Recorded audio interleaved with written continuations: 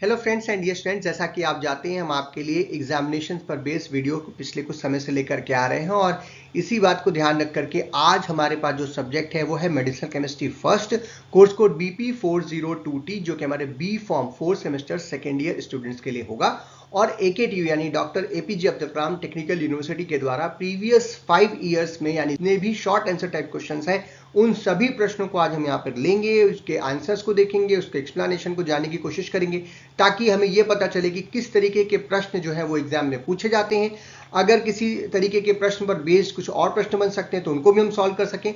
साथ ही साथ हमें यह भी पता चलता है कि कौन से प्रश्न जो है वो रिपीट हो रहे हैं और अगर कोई प्रश्न आ रहा है तो उसका आंसर हमको किस प्रकार से करना है ये भी आपको इस वीडियो के माध्यम से पता चल जाएगा। ये वीडियो हमारे मेडिसिनल केमिस्ट्री फर्स्ट के जो बच्चे हैं 4 सेमेस्टर सेकेंड ईयर के बी फॉर्म के, उनके फाइनल ईयर एग्जामिनेशंस में तो उनको मदद कर ही रहा है। साथ ही साथ जो उनके अदर एग्जामिनेशंस की अगर वो तैयारी कर रहे हैं, जीपैट वगैरह की आगे तैयारी करना चाहते हो तो उसमें भी आपको ये वीडियो काफी मदद करेगा। तो मैं हूं डॉक्टर भजन शुक्ला, चलिए शुरू करते हैं। तो सबसे पहले हम लेंगे 2018-19 का पेपर, जहां पर इस जो सिलेबस है आपका ये वाला, इसका पेपर शुरू हुआ था सबसे पहली बार। और इसमें जो पहला प्रश्न पूछा है काफी इंपॉर्टेंट प्रश्न है, define partition coefficient and give its applications. जैसा कि हम जानते हैं पार्टीशन कॉफिशिएंट जो है वो किसी भी ड्रग या किसी कंपाउंड का कंसंट्रेशन है जब वो की दो फेजेस में उसको डाला जा रहा है। सिंपल शब्दों में कहें कि अगर हम ऑयल एंड वाटर फेज ले लें और उसमें हम कंसंट्रेशन चेक करना चाहते हैं कंपाउंड का, और जब वो एक इक्विलिब्रियम पे है तब इसी को जो रेशियो निकलेगा उसी को हम क्या बोलेंगे, पार्टीशन कॉफिशिएंट। ये जो है बेसिकली ड्रग की लाइपोफिलिसिटी या हाइड्रोफोबिसिटी को बताने के काम में आता है और इसे हम लोग लॉगरिथम ऑफ लॉग पी के फॉर्म में इसे हम लोग जनरली कैलकुलेट करते हैं या बताते हैं। हायर लॉग पी वैल्यू अगर किसी कंपाउंड या किसी ड्रग की आ रही है तो इससे पता चलता है कि उसकी लिपिड सॉल्युबिलिटी क्या है, वो ज्यादा है, और वाइस वर्सा, यानी कि अगर उसका लॉग पी वैल्यू कम आ रहा है तो इसका मतलब वो हाइड्रोफोबिक ड्रग बन जाती है। अब इसके एप्लीकेशंस की बात करें, अगर हम अपने जो ड्रग की पढ़ाई कर रहे हैं उसमें या ड्रग डिजाइन में हम लोग क्यों इसको पढ़ते हैं, तो ये हमें लाइपोफिलिसिटी ऑफ ड्रग तो बताता ही है, साथ ही साथ हाइड्रोफिलिसिटी भी बताता है, दोनों बात हो गई। इसके साथ ही एब्जॉर्प्शन डिस्ट्रीब्यूशन किस प्रकार से आपके ड्रग का होने वाला है बॉडी के अंदर, उसकी भी आइडिया आपको लगती है। QSR यानी कि क्वांटिटेटिव स्ट्रक्चर एक्टिविटी रिलेशनशिप पढ़ने में आपको मदद करता है, उसमें काफी इंपॉर्टेंट ये फैक्टर के तरीके से हम लोग यूज करते हैं। और जो ड्रग की डिजाइन आप कर रहे हो उसकी बायोबिलिटी को ऑप्टिमाइज करने के लिए भी हम लोग पार्टीशन कॉफिशिएंट और इसकी जो वैल्यू आती है उसका प्रयोग करते हैं। Next question, explain role of ionization towards the biological action of the drug. Ionization हम सभी जानते हैं कि कोई भी कंपाउंड या ड्रग जो है अपने आयन फॉर्म में किस प्रकार से टूट रही है। तो जो अनआयनाइज्ड ड्रग होती हैं वो लिपिड सॉल्युबिलिटी उनकी सही होती है ताकि वो जो सेल मेम्ब्रेन्स हैं उनको क्रॉस कर सके और रिसेप्टर पे जाकर के बाइंड कर सके। तो इस दोनों चीजों को, जो इंपॉर्टेंट चीजें हैं, इनको इफेक्ट करने का काम आयनाइजेशन ही करता है। तो जो आयनाइजेशन स्टेट है किसी भी ड्रग की, वो जो बायोलॉजिकल एक्शन है उस ड्रग का उसको सिग्निफिकेंटली जो है इफेक्ट करता है। और एक खास बात और है कि जो सेल मेम्ब्रेन को क्रॉस करने की एबिलिटी है हमारी ड्रग की, या जो टारगेट रिसेप्टर्स है उन पर जो इंटरेक्शन होने वाला है, उस पर जो बाइंड होने वाला है, इन दोनों चीजों को आयनाइजेशन स्टेट जो है वो इफेक्ट करता है। आयनाइजेशन जो है वो ड्रग एब्जॉर्प्शन को भी इफेक्ट कर रहा है क्योंकि जो अनआयनाइज्ड फॉर्म ऑफ ड्रग्स होती हैं वो लिपिड मेम्ब्रेन्स को इजीली क्रॉस कर सकती हैं। आयनाइज्ड ड्रग्स जो होती हैं वो वाटर सॉल्युबल ज्यादा होती हैं लेकिन उनकी लिपिड सॉल्युबिलिटी क्या हो जाती है, कम हो जाती है। तो जो डिग्री ऑफ आयनाइजेशन है किसी ड्रग का, वो pK वैल्यू जो निकलती है ड्रग की, और जो pH इन्वायरमेंट है आपके शरीर का जिस टारगेट ऑर्गन है वहां पर, उन दोनों चीजों पर डिपेंड करता है। ये जो आयनाइजेशन है वो डिस्ट्रीब्यूशन, रिसेप्टर बाइंडिंग, एक्सक्रीशन, इन सभी चीजों को काफी ज्यादा इन्फ्लुएंस करता है। इसीलिए हम कह सकते हैं कि बायोलॉजिकल एक्टिविटी ऑफ ड्रग को आयनाइजेशन के द्वारा हम लोग कंट्रोल कर सकते हैं। Next question is, explain in short biosynthesis of cholinergic neurotransmitters. Neurotransmitters, जो कोलिनर्जिक न्यूरोट्रांसमीटर्स हैं उसमें जो सबसे बेसिक आपका न्यूरोट्रांसमीटर है वो होता है एसिटाइल कोलिन, और जो एसिटाइल कोलिन है उसकी जो बायोसिंथेसिस होती है वो कोलिनर्जिक न्यूरॉन्स के साइटोप्लाज्म में हमें देखने को मिलती है। अब ये जो इसकी सिंथेसिस बहुत ही सिंपल सी सिंथेसिस है, एक स्टेप की सिंथेसिस है। एक एंजाइम होता है जिसका नाम है कोलिन एसिटाइल ट्रांसफरेज, जिसे CHAT के नाम से हम लोग जानते हैं। इस एंजाइम के प्रेजेंस में ये रिएक्शन एक स्टेप में ही कंप्लीट हो जाती है। कंप्लीट होने के बाद जो ACH बनता है वो वेसिकल्स में जाकर के स्टोर होता है, और जब भी नर्व का स्टिमुलेशन होता है उसके बाद वो रिलीज होता है जब भी उसकी जरूरत पड़ती है।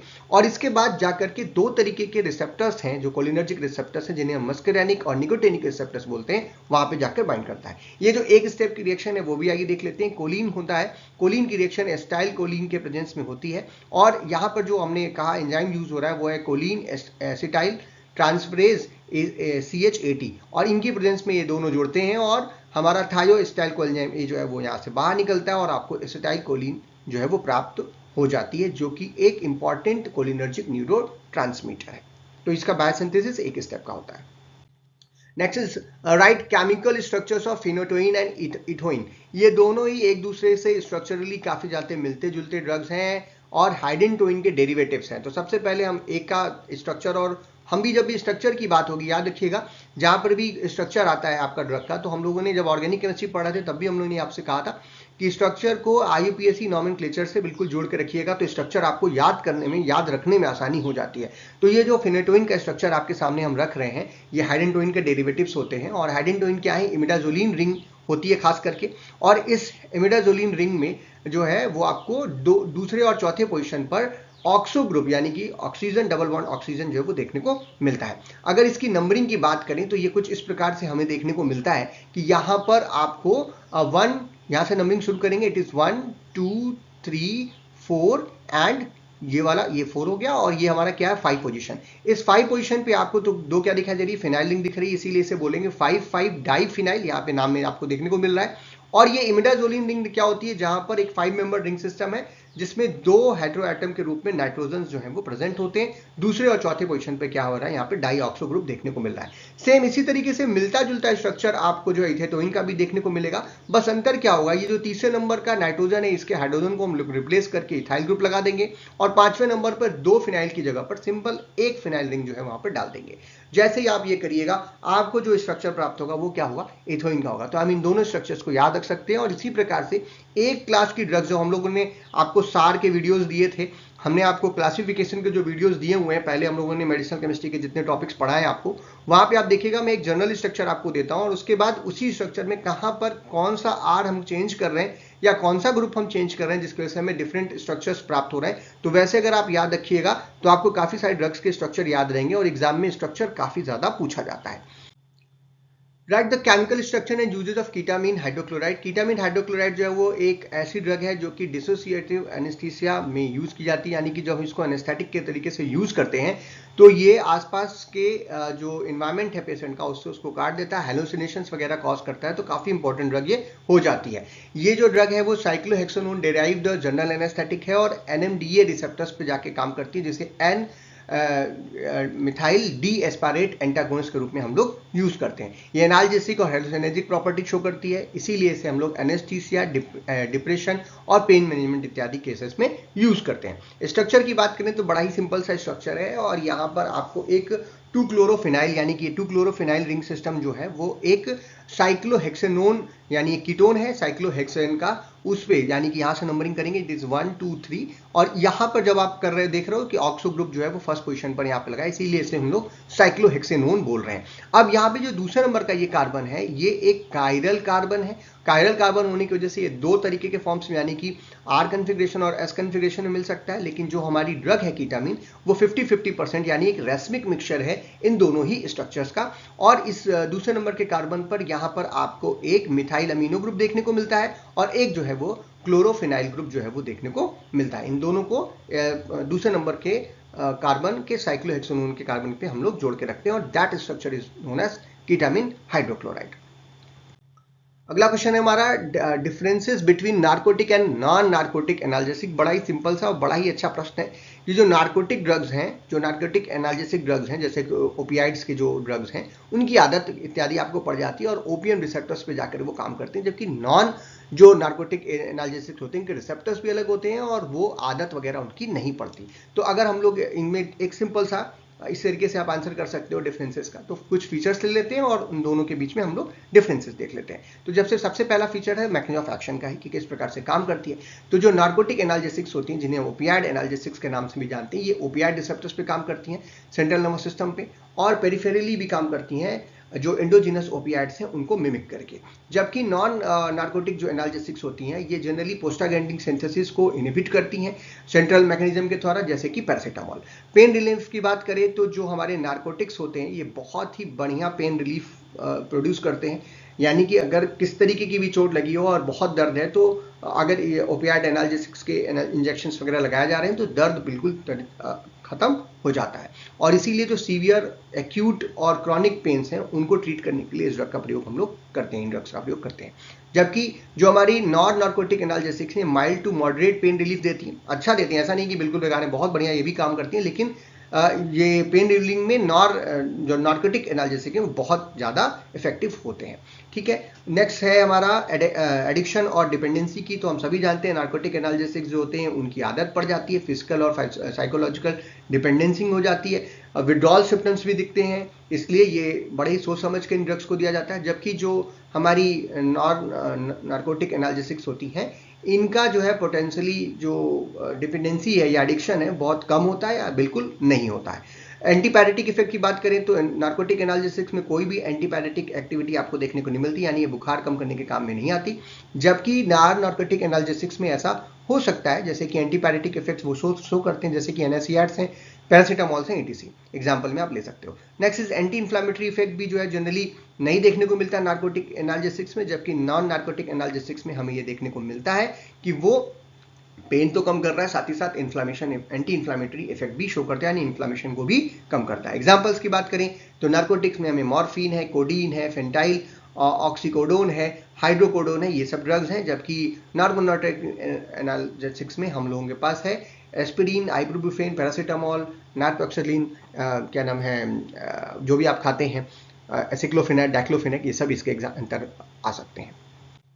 Next is compare benzodiazepine and barbiturates. तो यहाँ पे फिर से हम एक डिफरेंस ले लेते हैं इन दोनों में। ये दोनों ही ड्रग्स जो हैं बेसिकली गाबा रिसेप्टर्स के या गाबा जो साइट्स हैं वहां पर जाकर के काम करती हैं। अब इसमें थोड़ा सा डिफरेंस है और खास करके जो इनकी सेफ्टी को लेकर के है कि कौन ज़्यादा सेफ है इन दोनों के, उस पर भी आप ध्यान रख सकते हैं और डिपेंडेंसी वगैरह की आदत लगने की भी बात पर डिफरेंस कर सकते हैं। तो स्ट्रक्चर पे भी डिफरेंस है, वो आगे एक क्वेश्चन है तो वहाँ पे हम लोग डिस्कस कर लेंगे। तो जो हमारा बेंजोडाइजापीन्स होती हैं ये स्पेसिफिकली जो एलोस्टेरिक साइट्स हैं, यानी जो मेन साइट है उसके अलावा जो साइट्स होती हैं उनको हम लोग एलोस्टेरिक साइट्स बोलते हैं, गाबा ए रिसेप्टर्स पर वहाँ पे जाकर के बाइंड करती हैं। और जो फ्रिक्वेंसी है, यानी कि जितनी देर खुल रहा है बंद हो रहा है, कितनी बार खुल रहा है बंद हो रहा है, जो हमारा क्लोराइड चैनल है गाबा के रिस्पॉन्स में, उसकी फ्रिक्वेंसी को बढ़ाने का काम करती हैं। जबकि बार्बिचुरेट्स जो होती है ये डिफरेंट साइट्स गाबा ए पर ये भी जाकर जुड़ती है, लेकिन ये डिफरेंट साइट्स पर जाकर जुड़ती हैं और ये एक बार जब ये क्लोराइड चैनल ओपन हो रहा है उसके ड्यूरेशन ऑफ ओपनिंग को ये बढ़ाते हैं। तो ये एक अंतर है इन दोनों में। ठीक है, दूसरा जो सेफ्टी प्रोफाइल की बात करें तो जो हमारी बेंजोडाइजापीन्स होती हैं अगर ओवरडोज में भी ले ली जाए तो ये सेफर होती हैं। क्यों? क्योंकि ये सीलिंग इफेक्ट शो करते हैं। सीलिंग इफेक्ट का क्या मतलब होता है? सीलिंग इफेक्ट का मतलब है कि अगर आप कोई ड्रग दिए और वो मैक्सिमम इफेक्ट अपना शो कर रही है और उसके बाद अगर आप कोई भी डोज बढ़ा रहे हो तो उससे उसके इफेक्ट पे कोई फर्क नहीं पड़ता है, कम या ज्यादा नहीं होता, इसी को हम लोग सीलिंग इफेक्ट बोलते हैं। तो ये सीनियस डिप्रेशन तो कॉज करते हैं, लेकिन गलती से अगर ओवरडोज जाए तो बहुत ज्यादा कोई नुकसान नहीं पहुंचाती, कभी कभार, हमेशा नहीं। और जबकि हमारी बार्बिचुरेट्स होती हैं ये लेस सेफ होती हैं ओवरडोज में, यानी इनकी डोज बहुत ध्यानपूर्वक लेनी चाहिए क्योंकि स्मॉल डोजेज में भी ये काफ़ी अच्छा इफेक्ट शो करते हैं और अगर थोड़ा बहुत भी इंक्रीज होता है डोज में तो ये सिग्निफिकेंटली जो CNS है उसका डिप्रेशन करती है, ज़्यादा डिप्रेशन हो सकता है, डेथ तक भी हो सकती है या ज़्यादा सीरियस कंडीशंस हो सकती हैं।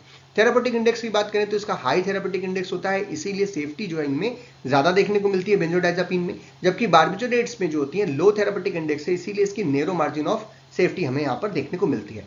प्राइमरी यूजेस की बात करें बेंजोडाइजापीन की तो ये हमारे लिए एंटी एंजाइटी एजेंट के लिए यूज करते हैं, यानी कोई व्यक्ति एंजाइटी में है उसको कम करने के लिए, घबराहट वगैरह उसको इसको कम करने के लिए हिप्नोटिक के तरीके यूज करते हैं। एंटी कन्वल्सेंट है, मसल रिलैक्सेंट या फिर एमनेटिक, जो कि कई बार क्या होता है कि पेशेंट जो है वो आसपास की चीज़ों को याद नहीं रख पा रहा है या उसमें क्या नाम है कोरिलेट नहीं कर पा रहा है, सोचने समझने की, थिंकिंग करने की उसकी पावर जा रही है, तो उसको भी हम लोग ठीक करने के लिए ऑपरेशंस के बाद जैसे ब्रेन वगैरह में कोई ऑपरेशन हुआ है तो इस ड्रग का प्रयोग हम लोग करते हैं। जबकि बार्बिचुरेट जो है वो सिडेटिव्स, हिप्नोटिक्स, एंटी कन्वल्सेंट और एनास्थेटिक के तरीके से यूज जनरली किए जाते हैं। एडिक्शन की बात करें तो बेंजोडाइजापीन में डिपेंडेंसी जो होती है वो देखने को मिलती है अगर लंबे समय तक इसको आप यूज कर रहे हो। जबकि जो बार्बिचुरेट्स होते हैं ये बहुत ज्यादा इनमें फिजिकल डिफिशियंसी का हाई पोटेंशियल होता है, यानी कि थोड़े समय पर यूज करने पर भी इनकी आदत लग सकती है। एग्जाम्पल्स में ले लें तो डाइजापाम है, एल्प्राजोलैम है, लोराजिपाम है, क्लोनाजिपाम है, ये सभी ड्रग्स जो हैं वो बेंजोडाइजापीन के डेरिवेटिव्स हैं या इसके एग्जाम्पल्स है सॉरी। और बार्बिचुरेट्स जो हैं वो फिनोबार्बिटोल, हमारा थियोपेंटल, पेंटोबार्बिटल, सेक्रोबार्बिटल, ये सब एग्जाम्पल्स हैं बार्बिचुरेट्स के। ये बार्बिचुरिक एसिड के डेरिवेटिव्स होते हैं। Next is write the synthesis of ethosuximide. Ethosuximide की जो सिंथेसिस होती है वो थोड़ी सी लंबी सिंथेसिस है, बट बड़े ही आसान तरीके से आप इसको याद रख सकते हैं। इसका वीडियो हम लोगों ने पहले भी किया हुआ है, जहां पे हमने दिखाया था आपको कि इथाइल मिथाइल कीटोन की रिएक्शन इथाइल साइनो एसीटेट के साथ आप करते हैं तो ये एक नोवेंजल कंडेंसेशन रिएक्शन होती है, जहां पर वाटर का मॉलिक्यूल इस पोजीशन से यहाँ के सी डबल बॉन्ड ओ का ऑक्सीजन और यहाँ से हाइड्रोजन ये निकलता है, और अब वाटर के मॉलिक्यूल के निकलने की वजह से दोनों ही आपस में क्या हो जाते हैं, जुड़ जाते हैं। तो कंडेंसेशन में दो मॉलिक्यूल्स आपस में जुड़ते हैं। इसके जुड़ने के बाद फिर हम लोग यहाँ पर एक एडिशन रिएक्शन शो करते हैं इन द प्रेजेंस ऑफ इथेनॉल और HCN के प्रेजेंस में इस रिएक्शन को कराया जाता है, जहां पर इन दोनों जो डबल बॉन्ड है ये यहाँ पे क्या होता है, समाप्त होता है। यहाँ पे दोनों जगह पे आपको हाइड्रोजन ऐड हो जाएगा, और हाइड्रोजन यहाँ पे ऐड होने के साथ यहाँ पर CN ग्रुप जो है वो ऐड हो जाएगा। तो HCN जो है वो जुड़ेगा, हाइड्रोजन यहाँ चला जाएगा इस कार्बन पे और CN इस कार्बन पे जुड़ जाएगा। इसके बाद फिर हम लोग हाइड्रोलिसिस करते हैं 5 मोल ऑफ हाइड्रोजन की वाटर की प्रेजेंस में, और आपको इस पे भी मैंने एक अलग से वीडियो दिया हुआ था, इसी वीडियो के साथ जोड़ कर दिया हुआ था, जहां पर हमने आपसे बताया कि जब CN ग्रुप्स होते हैं तो हम लोग कार्बोक्सिलिक ग्रुप में उसको कन्वर्ट कर सकते हैं कुछ स्टेप्स में करके। तो वही चीज यहाँ पे होगा और कार्बोक्सिलेशन होगा, ये CN ग्रुप्स दोनों CN ग्रुप जो है वो कार्बोक्सिलिक एसिड ग्रुप में कन्वर्ट हो जाएंगे। इसके बाद हाई टेम्परेचर पे इसे गर्म करिएगा, डीकार्बोक्सिलेशन होगा, यहाँ से COH ग्रुप जो है, यहाँ से CO2 जो है वो बाहर निकलेगा, और CO2 के बाहर निकलने के बाद ये हमें इस प्रकार से प्राप्त हो जाएगा, यहाँ पे CH2 ग्रुप हो जाएगा। देन फिर हम अमोनिया के 2 मोल्स के साथ इसकी रिएक्शन कराएंगे। अमोनिया का एक हाइड्रोजन इस OH ग्रुप को दीजिएगा तो वाटर निकलेगा, सेम चीज यहाँ पे भी होगा, 2 मोल ऑफ वाटर निकलेंगे और दोनों जगहों पर अमोनिया जो है उसमें से अमीनो ग्रुप जो है वो एड ऑन हो जाएंगे। इसके बाद फिर हम इसे गर्म करते हैं, जिससे 1 मोल अमोनिया यानी कि यहाँ से NH2 और यहाँ से H, ये दोनों क्या होंगे, निकलेंगे, अमोनिया जो है बाहर निकल जाएगा और एक साइक्लाइजेशन रिएक्शन हो जाएगी, और इस साइक्लाइजेशन के होते ही आपको इथोसक्सीमाइड जो है वो प्राप्त हो जाएगा। तो ये सिंपल सी सिंथेसिस है। कई बार कई सारी ड्रग्स की सिंथेसिस जो है एग्जाम में पूछ रहा है, तो सभी सिंथेसिस को एक बार अच्छे से आप जरूर देख लीजिएगा, और उसके सभी के वीडियोस हमने पहले ही बना रखे हैं। Next question is write the chemical structure and mechanism of action for the clozapine. Clozapine जो है वो एक ड्रग है जो कि atypical second generation antipsychotic drugs है, और ये जो रेसिस्टेंट साइजोफ्रेनिया होता है, यानी कि जो व्यक्ति किसी भी ड्रग के प्रति और आसपास जो चीजें हो रही हैं उसके प्रति सोचने समझने की क्षमता खो चुका है, ऐसी कंडीशंस में हम इस ड्रग का प्रयोग करते हैं। और वो डिप्रेशन में है या सोच समझ नहीं पा रहा, चीजों में को रिलेट नहीं कर रहा, तो ऐसे पेशेंट को हम लोग यूज करते हैं। ये एक यूनिक एफिकेसी शो करती है क्योंकि ये ब्रॉड फार्माकोलॉजिकल प्रोफाइल शो करती है और टिपिकल जो एंटीसाइकोटिक्स होती हैं उनसे अलग होती है। मैकेनिज्म ऑफ एक्शन की अगर बात करें तो ये D2 डोपामिन जो रिसेप्टर्स हैं उनको और 5-HT2A सेरोटिन रिसेप्टर्स होती हैं उनको ब्लॉक करके अपना इफेक्ट शो करती है। D2 डोपामिन के लिए लो एफिनिटी होती है इसकी, जबकि 5-HT2A सेरोटिन रिसेप्टर्स के लिए हाई एफिनिटी हमें देखने को मिलती है। अगर इसके स्ट्रक्चर की बात करें, क्योंकि यहाँ पे स्ट्रक्चर भी आपसे पूछ रहा है, तो ये एक बेंजोडाइजापीन डेरिवेटिव है, जैसा कि आप अभी हमने थोड़ी देर पहले बेंजोडाइजापीन के बारे में देखा भी। तो बेंजोडाइजापीन डेरिवेटिव है, तो यहाँ पे आपको जो है वो डाइजापीन रिंग देखने को मिलती है। डाइजापीन रिंग जो होती है उसमें एक हमें डाई जो है nitrogen as a hetero atom देखने को मिलता है, और ये फ्यूज रिंग सिस्टम जो है वो देखने को मिलता है। अब इसके साथ ही साथ यहाँ पर एक 4 मिथाइल पिप्राजीन रिंग जो सिस्टम है वो भी आपको देखने को मिलेगा 11 नंबर पर, यानी 11वें नंबर पे। नंबरिंग इसकी यहाँ शुरू करते हैं हम लोग, 1 2 3 4, ये 5 हो गया, 6 7 8, 8वें नंबर पे क्लोरो दिखेगा, 9 10 और 11वें नंबर पे आपको पिप्राजीन रिंग देखने को मिलेगी। तो ये बेंजोडाइजापीन का एक डेरिवेटिव होता है। इस तरीके से आप इसकी याद और इस स्ट्रक्चर को याद रख सकते हैं। आईपीएससी नेम को भी जरूर याद रखिएगा। Next question is define ultra short acting barbiturates with example.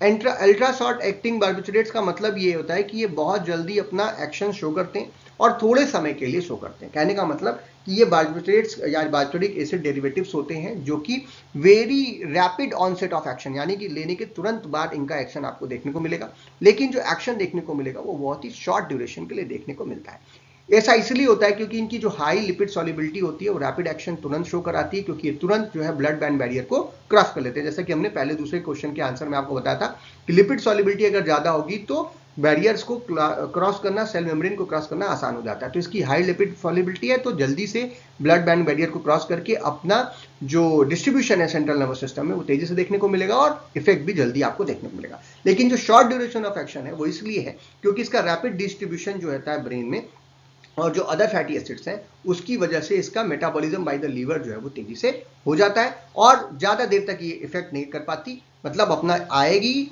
तुरंत जो है इफेक्ट शो करेगी, ज्यादा लंबा ड्यूरेशन ऑफ एक्शन ये नहीं देगी। इसीलिए इसे हम लोग एनेस्थीसिया देने के काम में लाते हैं। छोटे मोटे ऑपरेशंस करने आपने इसको दे दिया और उसके बाद थोड़ी देर के लिए जैसे दांत का ऑपरेशन करना है या छोटे मोटे किसी जगह पे ऑपरेशन करना है तो, या फिर जो सीजर्स आ रहे हैं, किसी को फेट्स आ रहे हैं तो उसको इमरजेंसी कंट्रोल करने के लिए भी हम इसका प्रयोग कर सकते हैं। एग्जाम्पल में थियोपेंटल है, मिथोएक्सिटल है, थायमेलाइल है, ये सब ड्रग्स जो है वो अल्ट्रा शॉर्ट एक्टिंग बार्बिटरेट्स के अंतर्गत आती हैं, लो डोज में ही काफी ज्यादा इफेक्टिव होते हैं।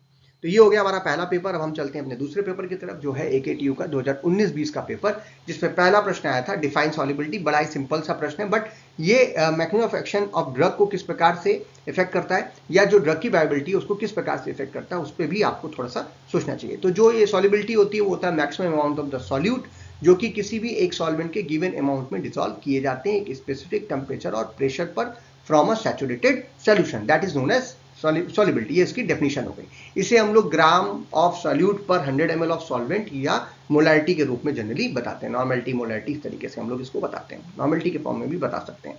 सॉल्युबिलिटी की अगर बात करें तो ये एक फंडामेंटल क्या नाम है प्रॉपर्टी है किसी ड्रग एक्शन की, बिकॉज ये डायरेक्ट करती है कि जो हमारा ड्रग है वो किस प्रकार से बॉडी फ्लूइड्स में जाकर के डिसॉल्व होगा, और इसीलिए ADME यानी कि जो उसका एब्जॉर्प्शन है, डिस्ट्रीब्यूशन है, मेटाबॉलिज्म है या एक्सक्रीशन है, इसको भी अफेक्ट करने का काम करती है। तो काफी important property of the drug ये बन जाती है। अगला प्रश्न हमारा, व्हाट इज रिंग इक्विवेलेंट बायोआइसोस्टेरिज्म। बायोआइसोस्टेरिज्म का मतलब ये होता है कि हम सिमिलर लुकिंग लाइक जो ग्रुप्स होते हैं उनसे ड्रग में उन ग्रुप्स को बदल देते हैं स्ट्रक्चर में, और उस स्ट्रक्चर में इस तरीके के बदलाव की वजह से कई बार हमें एक्टिविटी बढ़िया मिल जाती है, साइड इफेक्ट्स कम हो जाते हैं या टॉक्सिसिटी कम हो जाती है, इसलिए हम ऐसा करते हैं, या सिमिलर इफेक्ट भी प्राप्त होते हैं। तो जो रिंग इक्विवेलेंट बायोस्टेरिज्म नाम से पता चल रहा है कि जो हम एक रिंग सिस्टम जो है किसी ड्रग में, जैसे एरोमेटिक रिंग सिस्टम है या जो क्या नाम है उसकी एक्टिविटी है, उसको सेम उसी जैसे रिंग से बदल करके प्राप्त कर सकते हैं। जैसे कि बेंजीन रिंग को हम लोग पैरिडीन के साथ अगर बदल दें तो कई बार हमें सेम इफेक्ट जो है वो देखने को मिलता है, क्योंकि दोनों ही एरोमेटिक रिंग सिस्टम के रूप में आपको देखने को मिलती है। तो ये रिंग सिस्टम को हम लोग बदलते हैं और इसको बदलने की वजह से उसकी प्रॉपर्टी जो आती है, बायोलॉजिकल एक्टिविटी जो आती है वो इंप्रूव होती है, सेम प्रॉपर्टी रहती है। और ये जो मॉडिफिकेशन होता है प्रॉपर्टीज में, जैसे कि मेटाबॉलिज्म, टॉक्सिसिटी, रिसेप्टर बाइंडिंग, ये सब जो चीजें हैं वो उसमें तो आपको बदलाव देखने को मिल रहा है, लेकिन जो उसकी बायोलॉजिकल इफेक्ट है वो बहुत ज्यादा इफेक्ट नहीं हो रही, अच्छी हो रही है या बराबर मिल रही है। तो ऐसे जो हम बदलाव करते हैं स्ट्रक्चर में, उसे हम लोग अगर रिंग के प्रेजेंस में कर रहे हैं तो उसी को हम लोग रिंग इक्विवेलेंट बायोआइसोस्टेरिज्म के अंतर्गत देखते हैं। Next question is write the mode of action of methyl dopa. Methyl dopa जो है वो एक सेंट्रली एक्टिंग अल्फा 2 एडर्जिक एगोनिस्ट के तरीके से यूज किया जाता है। एडर्जिक रिसेप्टर्स पे जिस तरीके से काम इसको करना है वो जाकर के बिल्कुल सेम एक्शन जो है वो शो करता है, और ये जो है ये ब्रेन में मेटाबोलाइज होता है अल्फा मिथाइल नॉरएफ्रिडीन के रूप में। तो ये नॉरएफ्रिडीन जैसे एक्शन जो है वो शो करेगा और स्टिमुलेट करता है प्री साइनेप्टिक अल्फा 2 रिसेप्टर्स को। इस स्टिमुलेशन की वजह से जो साइनेप्टिक आउटफ्लो है सेंट्रल नर्वस सिस्टम में उसमें रिडक्शन होता है और डिक्रीज होता है peripheral vascular resistant, heart rate, और जिसकी वजह से ब्लड प्रेशर जो है वो आपका लोअर हो जाता है। तो इसीलिए इस ड्रग का प्रयोग जो है वो हम लोग हाइपरटेंशन के केस में करते हैं। अगला प्रश्न हमारा, write the synthetic route of phenylephrine. Phenylephrine जो है वो एक काफी इंपॉर्टेंट ड्रग है और कोलिनर्जिक सिस्टम में, और इस ड्रग का जो स्ट्रक्चर है उसको बनाने के लिए हमें फिनॉल की आवश्यकता पड़ती है, जो कि हम लोग फिनॉल की रिएक्शन क्लोरोएसिटाइल क्लोराइड के साथ कराते हैं। अब हम सभी को मालूम है कि जो फिनॉल में जो और भी कार्बन उन सभी के पास एक हाइड्रोजन है, जैसे इस हाइड्रोजन को हम लोग यहाँ पर इलेक्ट्रोफिलिक सब्स्टिट्यूशन रिएक्शन के द्वारा सब्स्टिट्यूट करेंगे with the help of acetyl chloride group जो है। अब यहाँ से क्लोरो ग्रुप जो है वो इस क्या नाम है H को लेकर के HCl यहाँ से निकल जाएगा और एक इलेक्ट्रोफिलिक सब्स्टिट्यूशन रिएक्शन होगी और आपको Meta hydroxy phenyl acetyl chloride जो है वो प्राप्त होगा। अब मिथाइल क्लोराइड जो हमारा क्या नाम है अमीनो ग्रुप है, अमीनो मिथेन, अब इसको ले लेंगे और यहाँ से, और इसकी जो रिएक्शन है वो फिर हम यहाँ पर कराएंगे। तो यहाँ से एक हाइड्रोजन और यहाँ से आपका Cl, फिर से क्या निकलेगा HCl यहाँ से बाहर निकलेगा और एक सब्स्टिट्यूशन रिएक्शन होगी और NH CH3 ग्रुप जो है वो इस CH2 पर जाकर के ऐड हो जाएगा। ध्यान रखने वाली बात यह है कि ये क्या है, C double bond O group है। अब इस C double bond O group पे ही हम लोग रिडक्शन करेंगे, यानी हाइड्रोजन ऐड करेंगे in the presence of aluminium isopropoxide या फिर जो है आइसोप्रोपेनॉल के प्रेजेंस में। ये एक जो रिएक्शन है वो आपने अभी एक ओपन और ऑक्सीडेशन ऑर्गेनिक केमिस्ट्री में पढ़ी होगी, उसी का जस्ट अपोजिट रिएक्शन होता है जिसे हम लोग मर्विन पॉन्ड्रॉफ वर्ली रिडक्शन के नाम से जानते हैं, और जिसकी वजह से इस कार्बन के ऊपर और इस ऑक्सीजन के ऊपर, दोनों के ऊपर एक एक हाइड्रोजन जो है वो एड ऑन होगा और आपको आपकी ड्रग जो है वो प्राप्त हो जाएगी। देखिए कार्बन पे भी हाइड्रोजन आ गया, ऑक्सीजन पे भी हाइड्रोजन आ गई और आपको फिनाइलेफ्थलीन जो है वो प्राप्त हो जाएगी। तो ये इस ड्रग की सिंपल सिंथेसिस है। कई बार आप देखोगे किताब पे आपको ये सिंथेसिस जो है वो यहाँ से भी शुरू हो सकती है, यहाँ से भी दी जा सकती है, बट आप पूरा सिंथेसिस लिखिएगा तो नंबर आपको पूरी तरीके से प्राप्त होगा। Next question is define parasympatholytic agents, जो कि कोलिनर्जिक जो रिसेप्टर्स पे बाइंड होने वाले जो हमारे एजेंट्स होते हैं, बिल्कुल उनका अपोजिट काम अगर कोई ड्रग करे तो उसी को हम लोग पैरासिम्पैथो एजेंट्स के लाइटिक एजेंट्स के रूप में जानते हैं। ये एंटीकोलिनर्जिक या मस्करिनिक एंटागोनिस्ट भी हम इन्हें बोलते हैं, और ये जो है जो एसिटाइलकोलिन है उसके इफेक्ट्स को ब्लॉक करने का काम करती है मस्करिन रिसेप्टर्स पे और पैरासिम्पैथेटिक जो नर्वस सिस्टम है वहां पे। इसीलिए ये प्यूपिल डायलेशन करती है, यानी कि जो एसिटाइलकोलिन करिए उसका जस्ट अपोजिट एक्शन शो करेगा। माउथ जो है वो ड्राई हो जाएगा, गैस्ट्रोइंटेस्टाइनल मोटिलिटी को रिड्यूस करेगा और हार्ट रेट को इंक्रीज करने का काम करेगा। एग्जाम्पल की बात करें तो एट्रोपिन सल्फेट है, हायोसाइमिन सल्फेट, स्कोपामीन हाइड्रोब्रोमाइड, हेमेटोट्रोपिन हाइड्रोब्रोमाइड या फिर एपेट्रोपियम ब्रोमाइड, ये सभी ड्रग्स जो है वो काफी इंपॉर्टेंट पैरासिम्पैथोलाइटिक एजेंट्स के रूप में या एंटीकोलिनर्जिक ड्रग्स के रूप में हम लोग यूज करते हैं। अगला प्रश्न हमारा, क्लासिफाई कोलिन एस्टरेज इनहिबिटर्स।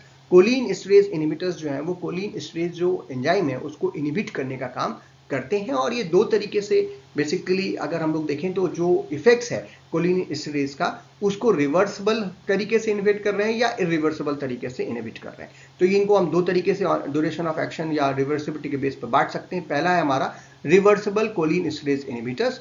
ये जो है वो शॉर्ट एक्टिंग होते हैं, ये बाइंड करते हैं एंजाइम पर टेम्पररी, जैसे कि एड्रोफोमियम। मीडियम एक्टिंग जो कि थोड़ा देर तक और थोड़ा समय के लिए बाइंड करेगा और जो उसके बाद भी रिवर्सिबल पीरियड में चला जाएगा, यानी कि रिवर्स फिर से उसके एक्शन को रिवर्स कर देगा, जैसे कि ड्रग्स हैं नियोस्टिगमिन है, पैराइडोस्टिगमिन है, डोनेफ्रिजल है, गैलेंटामाइन है, etc।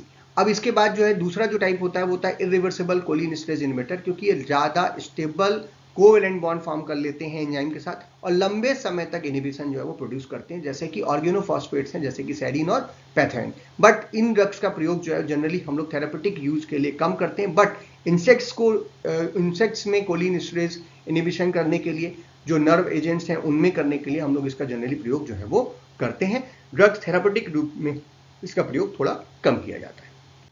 अगला प्रश्न हमारा, what are the ideal characteristic of sedative and hypnotics. Sedative and hypnotics के जो आइडियल प्रॉपर्टीज हैं उसके बारे में अगर हम बात करें तो हमें ये पता चलता है कि कुछ बहुत ही सिंपल से आइडियल प्रॉपर्टीज हैं। जैसे पहला हमारा रैपिड ऑनसेट ऑफ एक्शन देखने को मिलना चाहिए, यानी कि तुरंत एक्शन, ये जल्द से जल्द क्विक एक्शन हमको प्राप्त करे। इसके अलावा जो इसका ड्यूरेशन ऑफ एक्शन है वो एप्रोप्रिएट होना चाहिए। सेडेटिव्स के लिए शॉर्ट होना चाहिए। अगर हिप्नोटिक्स हैं जो कि सुलाने, हिप्नोटिक और सेडेटिव में क्या अंतर है कि हिप्नोटिक देने के बाद नींद आती है, सेडेटिव देने के बाद केवल सेडेशन होता है, नींद जो है वो नहीं आनी चाहिए। तो जो सेडेटिव्स होते हैं वो शॉर्ट एक्टिंग होनी चाहिए, जबकि नींद देने वाले जो हिप्नोटिक्स हैं थोड़ा अच्छे से नींद आए, पेशेंट को आराम कर पाए, वो सो पाए, इसलिए दिया जाता है। और कोई हैंगओवर इफेक्ट नहीं आना चाहिए, मतलब जगने के बाद उसको चक्कर आ रहे हैं, भूल गया, हेलुसिनेशन हो रहे हैं, ऐसी चीजें नहीं होना चाहिए। मिनिमल साइड इफेक्ट्स होना चाहिए, खास करके रिस्पायरेटरी डिप्रेशन जो है वो नहीं देखने को मिलना चाहिए। थेरेपेटिक इंडेक्स हाई होगा ताकि जो सेफ्टी मार्जिन जो है वो काफी अच्छा, ऐसा नहीं कि ये थेरेपेटिक इंडेक्स स्लो है इसका या छोटा है और गलती से थोड़ी ज्यादा डोज हो गई तो क्या हुआ कि पेशेंट जो है फिर कभी उठा ही नहीं, सोता ही रहा, तो ऐसा नहीं होना चाहिए। नेक्स्ट, इसका जो पोटेंशियल है टॉलरेंस के लिए वो लो होना चाहिए। डिपेंडेंसी और एडिक्शन जो है वो नहीं होना चाहिए, ठीक है। और जो ड्रग इंटरेक्शंस है वो मिनिमम से मिनिमम होना चाहिए। ये सभी कैरेक्टरिस्टिक्स जो है सेडेटिव हिप्नोटिक्स की होनी चाहिए।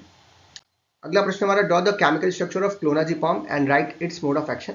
तो क्लोनाजिपाम जो है वो बेंजोडाइजापीन का ही डेरिवेटिव है, जैसा कि अभी हमने बेंजोडाइजापीन के बारे में थोड़ा पहले भी पढ़ रखा है। और इसका जो एक्शन होगा वो बेंजोडाइजापीन का जो मैकेनिज्म ऑफ एक्शन मैंने आपको बताया था कि ये गामा अमीनो ब्यूटारिक एसिड जिसे हम लोग गाबा बोलते हैं उसके जैसे इफेक्ट्स को प्रेजेंटिंग करता है जितने भी बेंजोडाइजापीन है, और जो एलोस्टेरिक साइट्स होती हैं गाबा ए रिसेप्टर पे वहां जाकर बाइंड करता है, जो फ्रीक्वेंसी है क्लोराइड चैनल ओपनिंग की उसको बढ़ाता है, बिल्कुल जैसा कि अभी हम लोगों ने पढ़ा था। और ये जो क्लोराइड आयन का इन्फ्लक्स होता है वो हाइपरपोलराइजेशन न्यूरॉन मेम्ब्रेन पर कॉज करता है, जिसकी वजह से लेस एक्साइटेबिलिटी होती है, और जो इनिबिशन होता है न्यूरोनल जो एक्टिविटीज है उनका इनिबिशन हो जाता है, जिसकी वजह से आपको एंटी एंजाइटिकल प्रॉपर्टी प्राप्त होती है, एंटी कन्वल्सेंट प्रॉपर्टी प्राप्त होती है, सेडेटिव एक्शन आता है, जो मसल रिलैक्सेशन इफेक्ट है, ये सभी कुछ आपको देखने को मिलता है। अगर इसके स्ट्रक्चर की बात करें तो ये बेंजोडाइजापीन है, तो बेंजोडाइजापीन रिंग सिस्टम फिर आपको देखने को मिलेगा।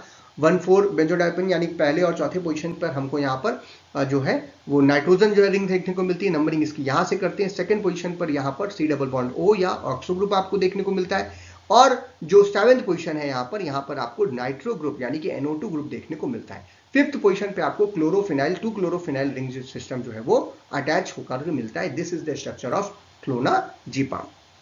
तो याद रखिएगा, आप देख रहे हैं एक क्वेश्चन के आंसर से आप कई सारा कर सकते हैं। मैकेनिज्म ऑफ एक्शन ऑफ बेंजोडाइजापीन अगर आपको पता है तो इस क्लास की जो भी ड्रग्स हैं या बारबिचरेट क्लास की जो भी ड्रग्स हैं उनके मैकेनिज्म ऑफ एक्शन को देखने से आप उन पर काफी सारे प्रश्न आते हैं, बार बार रिपीट होते रहते हैं, तो आप वही चीज बार बार मैकेनिज्म ऑफ एक्शन में लिख सकते हैं।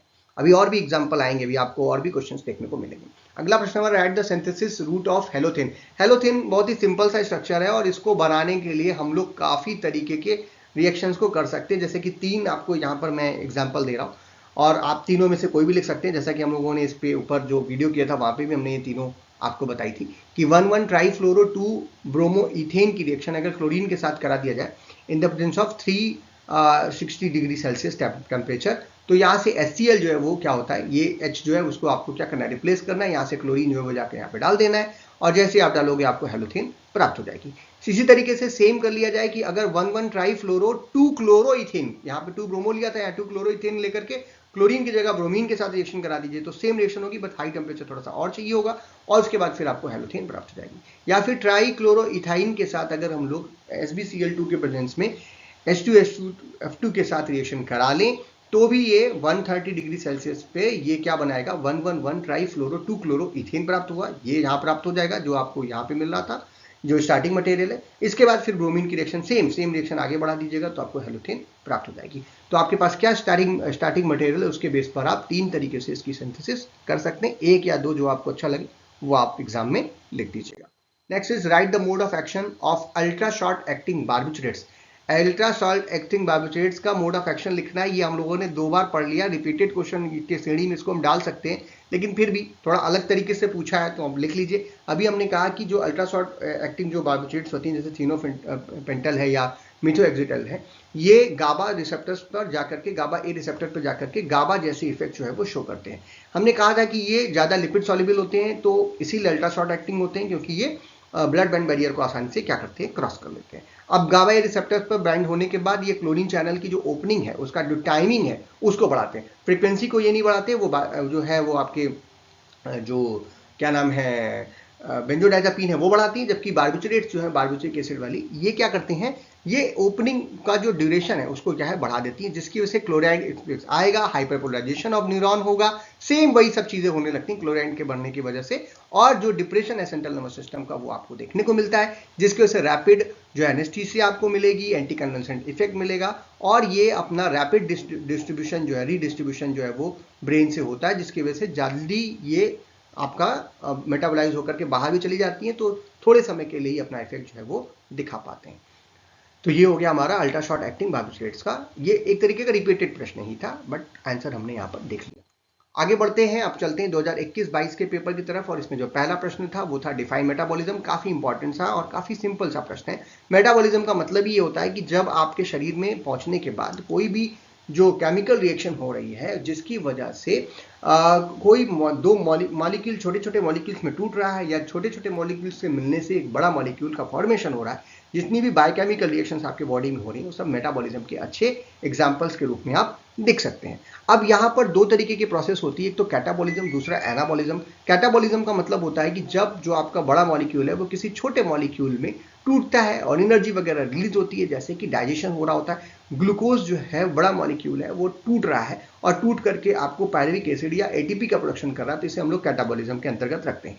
एनाबॉलिज्म में क्या होता है कि जो आपका कॉम्प्लेक्स मॉलिक्यूल है उनका फॉर्मेशन हो रहा है सिंपल अमोन से, जैसे छोटे छोटे अमीनो एसिड्स के जुड़ने की वजह से प्रोटीन सिंथेसिस होती है और एक बड़ा कॉम्प्लेक्स प्रोटीन का मॉलिक्यूल आपके बॉडी में बन रहा है, कोई एंजाइम बन रहा है, कोई प्रोटीन बन रही है जिसकी आपको जीने के लिए जरूरी है। तो ऐसी रिएक्शंस को हम लोग एनाबॉलिज्म के अंतर्गत रखते हैं और इन दोनों को मिला करके हम लोग मेटाबॉलिज्म बोलते हैं। अगला प्रश्न है हमारा, point out the role of partition coefficient in relation to biological action of the drug. ये पहला क्वेश्चन था 2018-19 में, जिसको हम लोगों ने डिस्कस कर रखा है, इसको दोबारा से डिस्कस नहीं करेंगे। देखिए ये प्रश्न यहाँ पर क्या हो रहा है, रिपीट हो रहा है। अगला प्रश्न हमारा, डिफाइन द सिंथेसिस ऑफ टोलाजोलिन। टोलाजोलिन एक काफी इंपॉर्टेंट ड्रग है और इसकी जो क्या नाम है सिंथेसिस है बड़ी सिंपल सी है। यहाँ पे हम लोग 2-फेनाइल एसीटोनाइट्राइल, ये हम अपने ही वीडियो के मैं आपको दे रहा हूँ, जो हम लोगों ने वीडियोस बनाए थे वहीं से हम फोटो खींच करके आपको यहाँ पे लगा दे रहे हैं। आप इन वीडियोस को जरूर जाके डिटेल में देख लीजिएगा, क्योंकि सिंथेसिस जो है वो इंपॉर्टेंट है और स्टेप बाय स्टेप वहाँ पे मैंने डिटेल में आपको समझा करके रखा है। तो यहाँ पे 2-फेनाइल एसीटोनाइट्राइल को, जिसे हम लोग बेंजल साइनाइड के रूप में भी जानते हैं, उसकी रिएक्शन इथेनॉल के साथ कराते हैं और इसके साथ जब यहाँ पे एडिशन रिएक्शन होगी, क्योंकि यहाँ ट्रिपल बॉन्ड है, आप भी जानते हो, पाई बॉन्ड टूटता है और एडिशन रिएक्शन होगी, तो यहाँ से H जो है वो इस नाइट्रोजन के पास चला जाता है और जो ये C2H5O है ये चला जाता है हमारा इस कार्बन के साथ और यहाँ पे जुड़ जाता है। इसके बाद हम इथेन 1,2-डाईएमीन की रिएक्शन कराते हैं। अब डाईएमीन में से ये जो अमीनो ग्रुप है, ये यहाँ से हाइड्रोजन को लेकर के अमोनिया जो है यहाँ से निकल जाएगा और ये कार्बन जो है वो इस नाइट्रोजन के साथ जुड़ जाएगा। इसके बाद जो ये सेकेंड वाला नाइट्रोजन है, यहाँ से भी एक हाइड्रोजन निकलता है जो कि इस OCH2H5 के साथ जुड़ करके इथेनॉल के रूप में बाहर निकल जाएगा और नाइट्रोजन इस कार्बन के साथ जुड़ेगा और यहाँ पर आपको एक साइक्लाइजेशन रिएक्शन होगी और इस साइक्लाइजेशन रिएक्शन की वजह से इमिडाजोलिन रिंग जो है वो आपको प्राप्त हो जाएगी, जो कि इस स्ट्रक्चर में आपको देखने को मिल रही है और आपको टोलाजोलिन जो है वो प्राप्त हो जाएगी। तो ये सिंपल 2 स्टेप की रिएक्शन है और सिंपल तरीके से आप इसको क्या कर सकते हैं, परफॉर्म भी कर सकते हैं और याद भी रख सकते हैं। अगला प्रश्न हमारा, give the structure and uses of phenylephrine. तो फेनाइलेफ्रिन जो है वो हमने उसकी सिंथेसिस देखी थी, तो उसका स्ट्रक्चर भी आपको वहाँ पे हमने देख ही लिया था। तो फेनाइलेफ्रिन जो है वो एक डीकंसेंट्रेट के रूप में हम लोग यूज करते हैं, जो कि ब्लड वेसल्स में और नेसल पैसेज में जनरली जो ब्लड वेसल्स हैं नेजल पैसेज में उसको कंस्ट्रिक्ट करती है। जो स्वेलिंग है, जो कंजेंशन है, जो आपको सांस लेने में दिक्कत आ रही है, उसको रोकने का काम करती है, जैसे कि ये नेजल स्प्रेज में और ओरल कोल्ड मेडिकेशंस में लोग इसका प्रयोग करते हैं। वैसो प्रेशर के तरीके से भी यूज किया जाता है, क्योंकि ये ब्लड प्रेशर को इंक्रीज करती है बाय द कंस्ट्रिक्टिंग द एरिएटोल, इसीलिए हाइपोटेंशन जो कंडीशंस हैं उनको ट्रीट करने के लिए यूज किया जाता है ड्यूरिंग द एनेस्थीसिया या फिर शॉक। नेक्स्ट, इसके अलावा इसका मेडियाटिक एक्शन भी शो करती है, ये पीपल्स को डायलेट करती है, इसीलिए जो ऑप्थेल्मोलॉजी है उसमें आई एग्जामिनेशंस को करने के लिए भी इस ड्रग का प्रयोग जो है वो किया जाता है। स्ट्रक्चर की बात करें तो यहाँ पे हम लोगों ने पहले ही बताया था आपको कि ये एक फिनॉल का डेरिवेटिव है, तो यहाँ पे एक फिनॉल जो है रिंग सिस्टम देखने को मिलता है और इसके 1, 2, 3 थर्ड पोजीशन से हमको 1-2 कार्बन की चेन, ये 1-2, तो यहाँ से नंबरिंग करते हैं, इट इज 1, 2 और इस दूसरे नंबर के कार्बन पर यहाँ पर आपको मिथाइल अमीनो ग्रुप जो है वो देखने को मिलता है और ये जो पहला वाला कार्बन है और दूसरे कार्बन पर यहाँ पर क्या मिलेगा आपको, OH ग्रुप देखने को मिलेगा, यानी कि हाइड्रोक्सिल ग्रुप देखने को मिलता है। यहाँ पर कायरलिटी भी होती है क्योंकि यहाँ पे एक हाइड्रोजन भी है, तो ये एक कार्बन जो है हमारा, ये एक कायरल कार्बन है, इसीलिए यहाँ पर देखने की जरूरत पड़ती है कि R कॉन्फ़िगरेशन वाला जो ड्रग है वही हम फेनाइलेफ्रिन यूज करते हैं, S वाले को जनरली यूज नहीं करते हैं, इसको भी आपको याद रखना है। अगला प्रश्न हमारा, discuss cholinergic receptors and there distribution. तो कोलिनर्जिक रिसेप्टर्स वो रिसेप्टर्स हैं जहां एस्टाइल कोलिन जाकर के बाइंड होती है। 2 तरीके के होते हैं, मस्करैनिक और निकोटेनिक, ये हम सभी बहुत दिनों से जानते हैं, लेकिन फिर भी एक बार देख लेते हैं। कोलिनर्जिक रिसेप्टर्स जो होते हैं वो प्रोटीन मॉलिक्यूल्स होते हैं और सेल सरफेस पे जाकर के पाए जाते हैं और जहां पर जाकर के न्यूरोट्रांसमीटर एस्टाइल कोलिन जो है वो आकर के बाइंड करता है। अब ये अपना इफेक्ट उसके बाद शो करता है। ये 2 तरीके का होता है। पहला हमारा मस्कुलिनिक रिसेप्टर्स, इनके डिस्ट्रीब्यूशन की बात करें तो ये पैरासिम्पैथेटिक नर्वस सिस्टम पर, जैसे कि हार्ट है, मसल्स ऑफ गैस्ट्रोइंटेस्टाइनल ट्रैक्ट्स हैं, ब्लैडर है, आपके ग्लैंड्स हैं, स्वीट ग्लैंड्स हैं, सेंट्रल नर्वस सिस्टम है, वहां पर पाया जाता है बेसिकली। इसके अलावा जो इसके इफेक्ट्स होते हैं वो हैं जैसे कि डिक्रीज हार्ट रेट है, इंक्रीज ग्लैंडुलर सिक्रीशन, जैसे सलाइवा, स्वेट या जो भी ग्लैंड से सिक्रीशन उनको बढ़ाने का काम करती है। स्मूथ मसल्स के कंस्ट्रक्शन का काम करता है ब्लैडर और जीआई में, और साथ ही साथ जो है वो सीएनएस के फंक्शंस को भी, वेरियस सीएनएस फंक्शन भी हमें देखने को मिलता है। दूसरे होते हैं निकोटिनिक रिसेप्टर्स, जो कि जनरली स्केलेटल मसल्स पे पाए जाते हैं, न्यूरोमस्कुलर जंक्शंस पे, ऑटोनॉमिक गैंग्लिया पे और सीएनएस में। इनका जो इफेक्ट होता है वो रैपिड डिपोलराइजेशन होता है आयन चैनल के ओपनिंग के द्वारा, और ये स्केलेटल मसल के कॉन्ट्रैक्शन, गैंग्लियाटिक ट्रांसमिशंस में जनरली यूज किए जाते हैं। और जो बिहेवियरल इफेक्ट्स हैं आपके CNS के, उनको भी कंट्रोल में करते हैं। तो ये हो गया हमारा कोलिनर्जिक रिसेप्टर्स और उनके डिस्ट्रीब्यूशन। शॉर्ट में है एकदम 2 नंबर के हिसाब से है, बट अगर आपको थोड़ा सा डिटेल इसको कर लीजिएगा तो ये आपका 7 नंबर में भी हो जाएगा, थोड़ा सा और डिटेल करना पड़ेगा। Next is differentiate anticholinergic and anticholinesterases. ये दोनों एक दूसरे के अपोजिट ड्रग्स हैं, सुनने में एक जैसे लग जाते हैं, कई बार बच्चे इससे कंफ्यूज हो जाते हैं। तो अच्छा है, ये बहुत ही बढ़िया प्रश्न है और इसको एक दो बार ये और रिपीट भी हुआ है। तो इसको आप क्या करें, बढ़िया से इसका डिफ्रेंशिएशन देख लें। तो हम लोग डिफरेंट फीचर्स लेंगे बिल्कुल, और इस तरीके से इसको डिफ्रेंशिएट करने में आसानी होती है। तो पहला हमारा मैकेनिज्म ऑफ एक्शन के बेस पे हम लोग इसको डिफ्रेंशिएट कर सकते हैं। तो एंटीकोलिनर्जिक्स जो ड्रग्स होती है, मस्कुलिनिक एंटागोनिस्ट भी इनको बोलते हैं, ये एसिटाइल कोलिन को ब्लॉक करते हैं। नाम से पता रहा है एंटीकोलिनर्जिक, तो एसिटाइल कोलिन को ही ब्लॉक करना है। रिसेप्टर्स जो है मस्कुलिनिक रिसेप्टर, जो अभी हमने क्वेश्चंस में देखा था, उन पर जो एक्शन होने वाला है एसिटाइल कोलिन का, उसको ब्लॉक करने का काम करते हैं। जबकि एंटीकोलिन स्टेरेजेस जो होती हैं, ये कोलिन स्टेरेज का इनहिबिशन करते हैं। कोलिन स्टेरेज वो एंजाइम है जो कि एसिटाइल कोलिन को ब्रेक डाउन करता है। इस पर भी प्रश्न है, आगे आएगा, अभी मैं आपको दिखाऊंगा। तो वो ब्रेक डाउन करता है, यानी कोलिन का जो इफेक्ट है उसको कम करने का काम करता है। तो ये क्या कर रहा है, ये उस एंजाइम को इनहिबिट कर दे रहा है, एंटीकोलिन स्टेरेज को, जिसकी वजह से जो एसिटाइल कोलिन है उसका ब्रेकडाउन रुकता है और एसिटाइल कोलिन का जो लेवल है साइनस पे, वो क्या हो जाता है, बढ़ जाता है। तो ये इसके इफेक्ट को कम कर रहा है, ये क्या कर रहा है, उसके इफेक्ट को बढ़ाने का काम कर रहा है, एसिटाइल कोलिन के इफेक्ट को। तो एसिटाइल कोलिन के लेवल पे इफेक्ट क्या आ रहा है, ये डायरेक्टली एसिटाइल कोलिन के लेवल पर कोई इफेक्ट नहीं करता, बल्कि उसके एक्शन को ब्लॉक करता है, जबकि ये सीधे सीधे एसिटाइल कोलिन के लेवल को बढ़ाने का काम करता है। फिजियोलॉजिकल इफेक्ट की बात करें तो पैरासिम्पैथोलाइटिक इफेक्ट शो करता है, यानी अगेंस्ट जैसा पैरासिम्पैथेटिक सिस्टम है का इफेक्ट होता है, उसको उल्टा काम कर रहा है। यानी कि ये ड्राई माउथ आएंगे, डायलेटेड पिपल्स आपको देखने को मिलेंगे, हार्ट रेट इंक्रीज हो जाएगा, जीआई मोटिलिटी डिक्रीज हो जाएगी, यूरिनरी रिटेंशन आपको देखने को मिलेगा, यानी यूरिन वगैरह थोड़ा लेट होगा। जबकि पैरासिम्पैथोमाइमेटिक इफेक्ट शो करता है एंटीकोलिनर्जिक स्ट्रेसेस, जैसा कि एसिटाइल कोलिन के इफेक्ट्स को बढ़ाने का काम करता है। इसीलिए सलाइवा जो है वो बढ़ेगा, कंस्ट्रिक्ट होंगी प्यूपिल्स जो है, डिक्रीज हो जाएगी हार्ट रेट, इंक्रीज हो जाएगा जीआई मोटिलिटी, मसल कॉन्ट्रैक्शन में मदद करेगा। ये सारा काम जो है वो एंटीकोलिन स्टेरेजेस करते हैं। क्लिनिकल यूजेस की बात करें तो ये जब भी आपको चाहते हैं कि एनेस्थीसिया दिया गया है तो सिक्रेशंस को रिड्यूस करने के लिए, जो ब्रेडिकार्डिया यानी हाइपरटेंशन की कंडीशन है उसको ट्रीट करने के लिए यूज करते हैं, जो रिलीव है इस स्पैज्म दर्द वगैरह जो हो रहा है जीआई ट्रैक्ट में, ब्लैडर वगैरह में, वहां पे उसको स्पैज्म को कम करने के काम में आते हैं, डायलेट करने के काम में आते हैं। प्यूपिल्स को, मोशन सिकनेस को ट्रीट करने के काम में लाया जाता है इसको, और एंटीडोट के तरीके से यूज करते हैं ऑर्गेनोफॉस्फेट पॉइजनिंग में। जबकि जो एंटीकोलिन स्टेरेजेस होते हैं, अल्जाइमर डिसीज में हम लोग इसका प्रयोग करते हैं ताकि एसीएस का जो मात्रा है वो ब्रेन में बढ़ा रहे। मास्टेनिया ग्रेविस के केस में यूज करते हैं ताकि मसल स्ट्रेंथ जो है वो पेशेंट की बढ़ जाए, और जो रिवर्स न्यूरोमस्कुलर ब्लॉकेज है उसको करने के लिए हम लोग इसका प्रयोग करते हैं। एग्जांपल्स में ले लें अगर एंटीकोलिनर्जिक्स के, तो वो हैं एट्रोपिन, स्कोपोलामिन, हम लोग इन्हें पहले भी क्वेश्चन के आंसर में इसको कर चुके हैं, एट्रोपिन ईटीसी। जबकि एंटीकोलिन स्टेरेजेस में डोंजाप्रिल है, नियोस्टिग्मिन है, पैराइडोस्टिग्मिन है, रिवेस्टास्टिग्मिन है, इसे बहुत सारी ड्रग्स हैं जो कि हम लोग इसका प्रयोग करते हैं। इन दोनों के एग्जांपल्स भी हमने पहले ही देख सकते थे, वैसे रिपीटेड प्रश्न ही है, बट किस तरीके से आंसर करना है इसीलिए मैं यहाँ पे आंसर आपको करके दे रहा हूँ।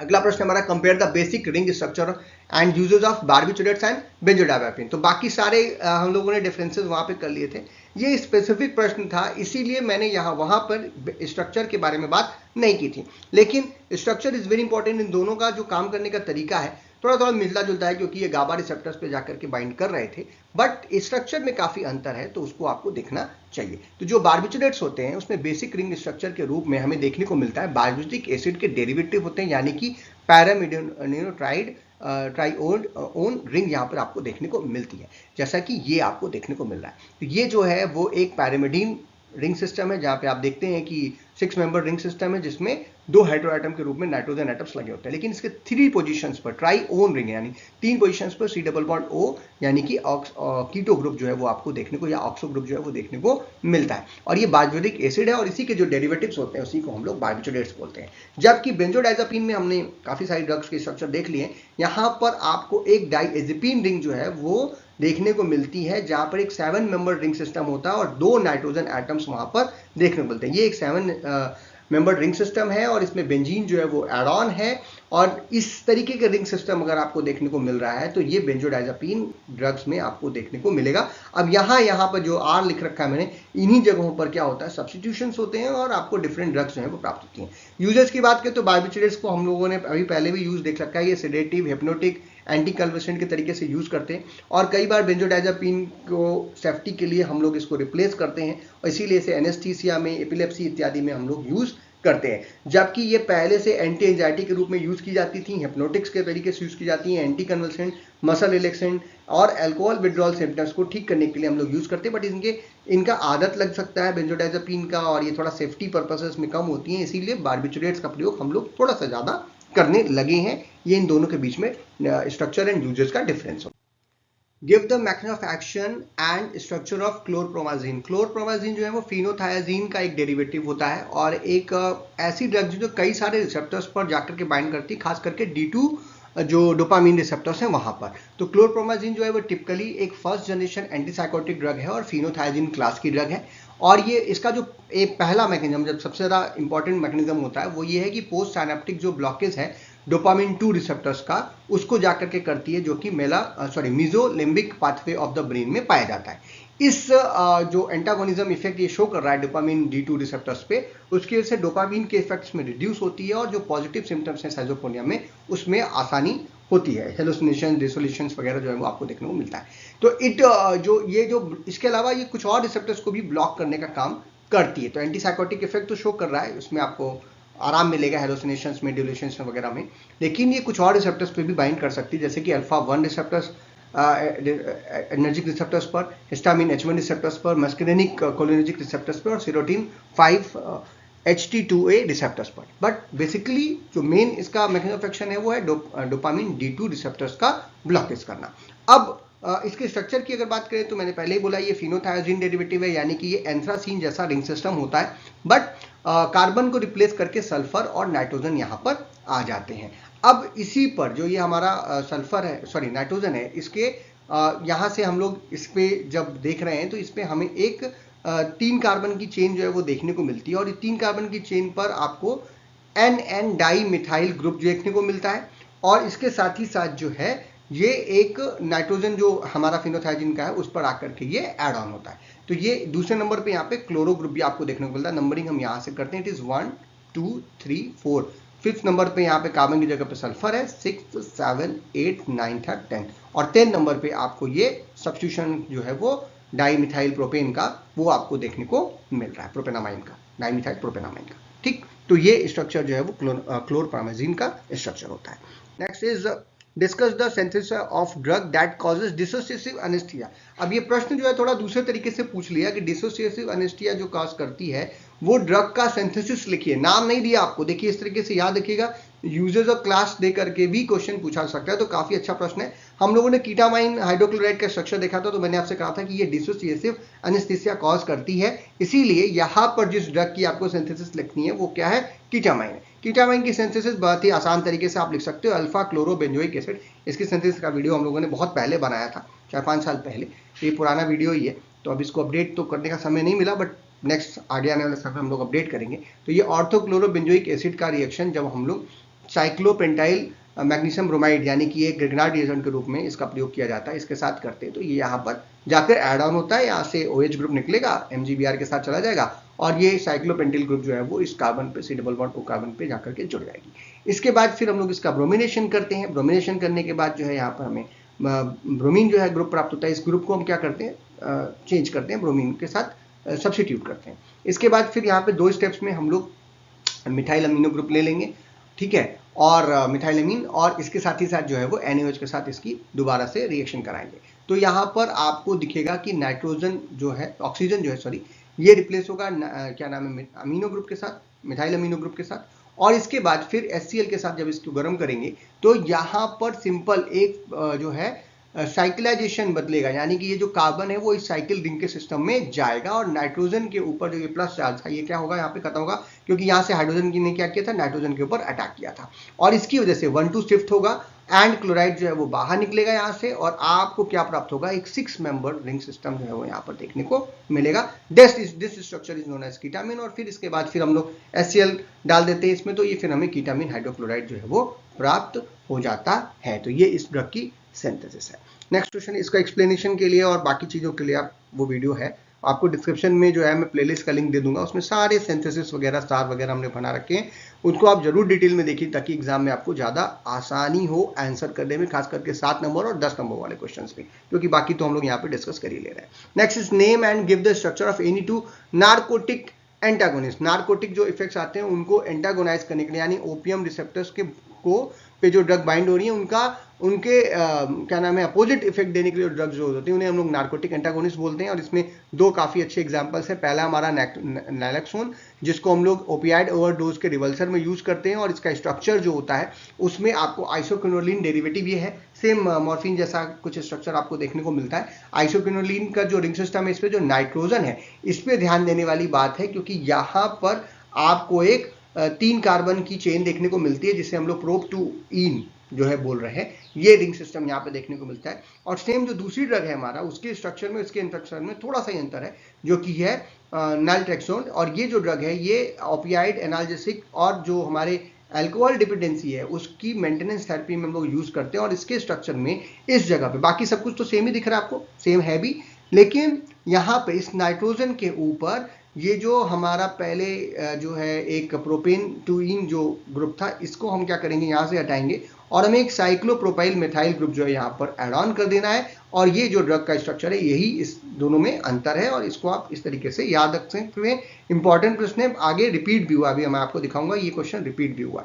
नेक्स्ट क्वेश्चन इज, अब हम चलते हैं अब अगले पेपर की तरफ, जो है 2022-23 का पेपर। अब आ गया डिफाइन बायो आइसोस्टेरिज्म। हमने इसको थोड़ा देर पहले भी आपको डिफाइन किया था, जहां पर हम एक कॉन्सेप्ट है जिसमें हम लोग किसी एक एटम या ग्रुप को उससे मिलते जुलते जो सिमिलर और फिजिकल प्रॉपर्टी वाले ग्रुप्स हैं उसके साथ रिप्लेस करते हैं अपने ड्रग के मॉलिक्यूल में, ताकि जो ओरिजिनल बायोलॉजिकल एक्टिविटी है वो क्या हो, या तो इंप्रूव हो या तो बिल्कुल बराबर ही है, लेकिन जो उसका क्या नाम है डिस्ट्रीब्यूशन है, उसकी जो बाइंडिंग है, उसका जो साइड इफेक्ट है, उसके जो क्या नाम है मेटाबॉलिज्म है, उस पर कुछ इफेक्ट आए जो हमको हमारे लिए काम का हो, ठीक है। और इससे जो ये रिप्लेसमेंट करते हैं, इससे जो हमारी ड्रग का ओवरऑल शेप है वो नहीं बदलता, लेकिन बाकी चीजें जो है वो बदल जाती हैं, बायोलॉजिकल टारगेट पे अटैच करने की चीजें जो है वो बदल जाती हैं। तो इसीलिए इसको करते हैं। एग्जांपल्स में आप 2 तरीके से ले सकते हो क्लासिफिकेशन लेकर के, एक होता है क्लासिकल बायोआइसोस्टर्स और दूसरे होते हैं नॉन क्लासिकल बायोआइसोस्टर्स।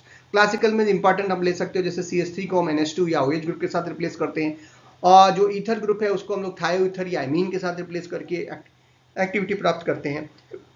नॉन क्लासिकल के एग्जांपल्स में हम लोग बेंजीन रिंग को थायोफीन रिंग के साथ या पैरिडीन रिंग के साथ हम लोग रिप्लेस कर सकते हैं, जबकि एक कार्बोक्सिलिक एसिड ग्रुप को हम लोग टेट्राजोल रिंग सिस्टम के साथ भी रिप्लेस करके एक्टिविटीज को चेक करते हैं, और सिमिलर एक्टिविटीज जनरली प्राप्त होती हैं। बट बहुत सारी काम की बातें जो है, जो कि बायोलॉजिकल टारगेट पे ऐड ऑन करने के लिए यूज होता है, वहां पर चेंजेस आते हैं, और ये जो है बायोआइसोस्टेरिज्म के अच्छे एग्जांपल्स हो सकते हैं। अगला प्रश्न हमारा, give name and structure of 2 narcotic antagonist. देखिए अभी ये प्रश्न 10वां प्रश्न था पिछले पेपर में, और यहाँ पे दूसरा प्रश्न है, सेम प्रश्न है तो सेम आंसर हो जाएगा, इसको दोबारा से एक्सप्लेन करने की जरूरत नहीं है, लेकिन आप इसको जरूर देखिएगा क्योंकि ये प्रश्न 2 बार पूछा जा चुका। अगला प्रश्न है, discuss the mechanism of methohexital sodium. हम सभी जानते हैं मीथोहेक्सिटल सोडियम क्या है। मीथोहेक्सिटल सोडियम जो है वो बार्बिचुरेट्स है।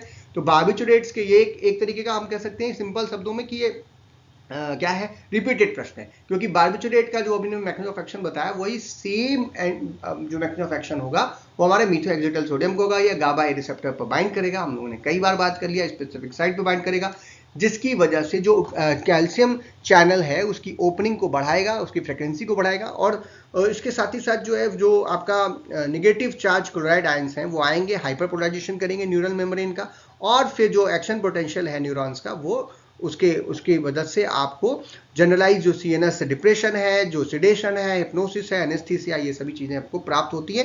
तो ये सेम मैकेनिज्म ऑफ एक्शन है जो कि मीथोहेक्सिटल सोडियम का प्राप्त हो रहा है। तो एक किसी क्लास, एक पर्टिकुलर क्लास का अगर आपको मैकेनिज्म ऑफ एक्शन पता है तो उस क्लास की जितनी ड्रग्स हैं, अच्छा एक चीज छूट रही है, इसको ध्यान रखिएगा कि आपका जो सिलेबस है उसमें हर क्लास के आगे कौन कौन सी ड्रग्स आपको पढ़नी है वो आपको देखना है।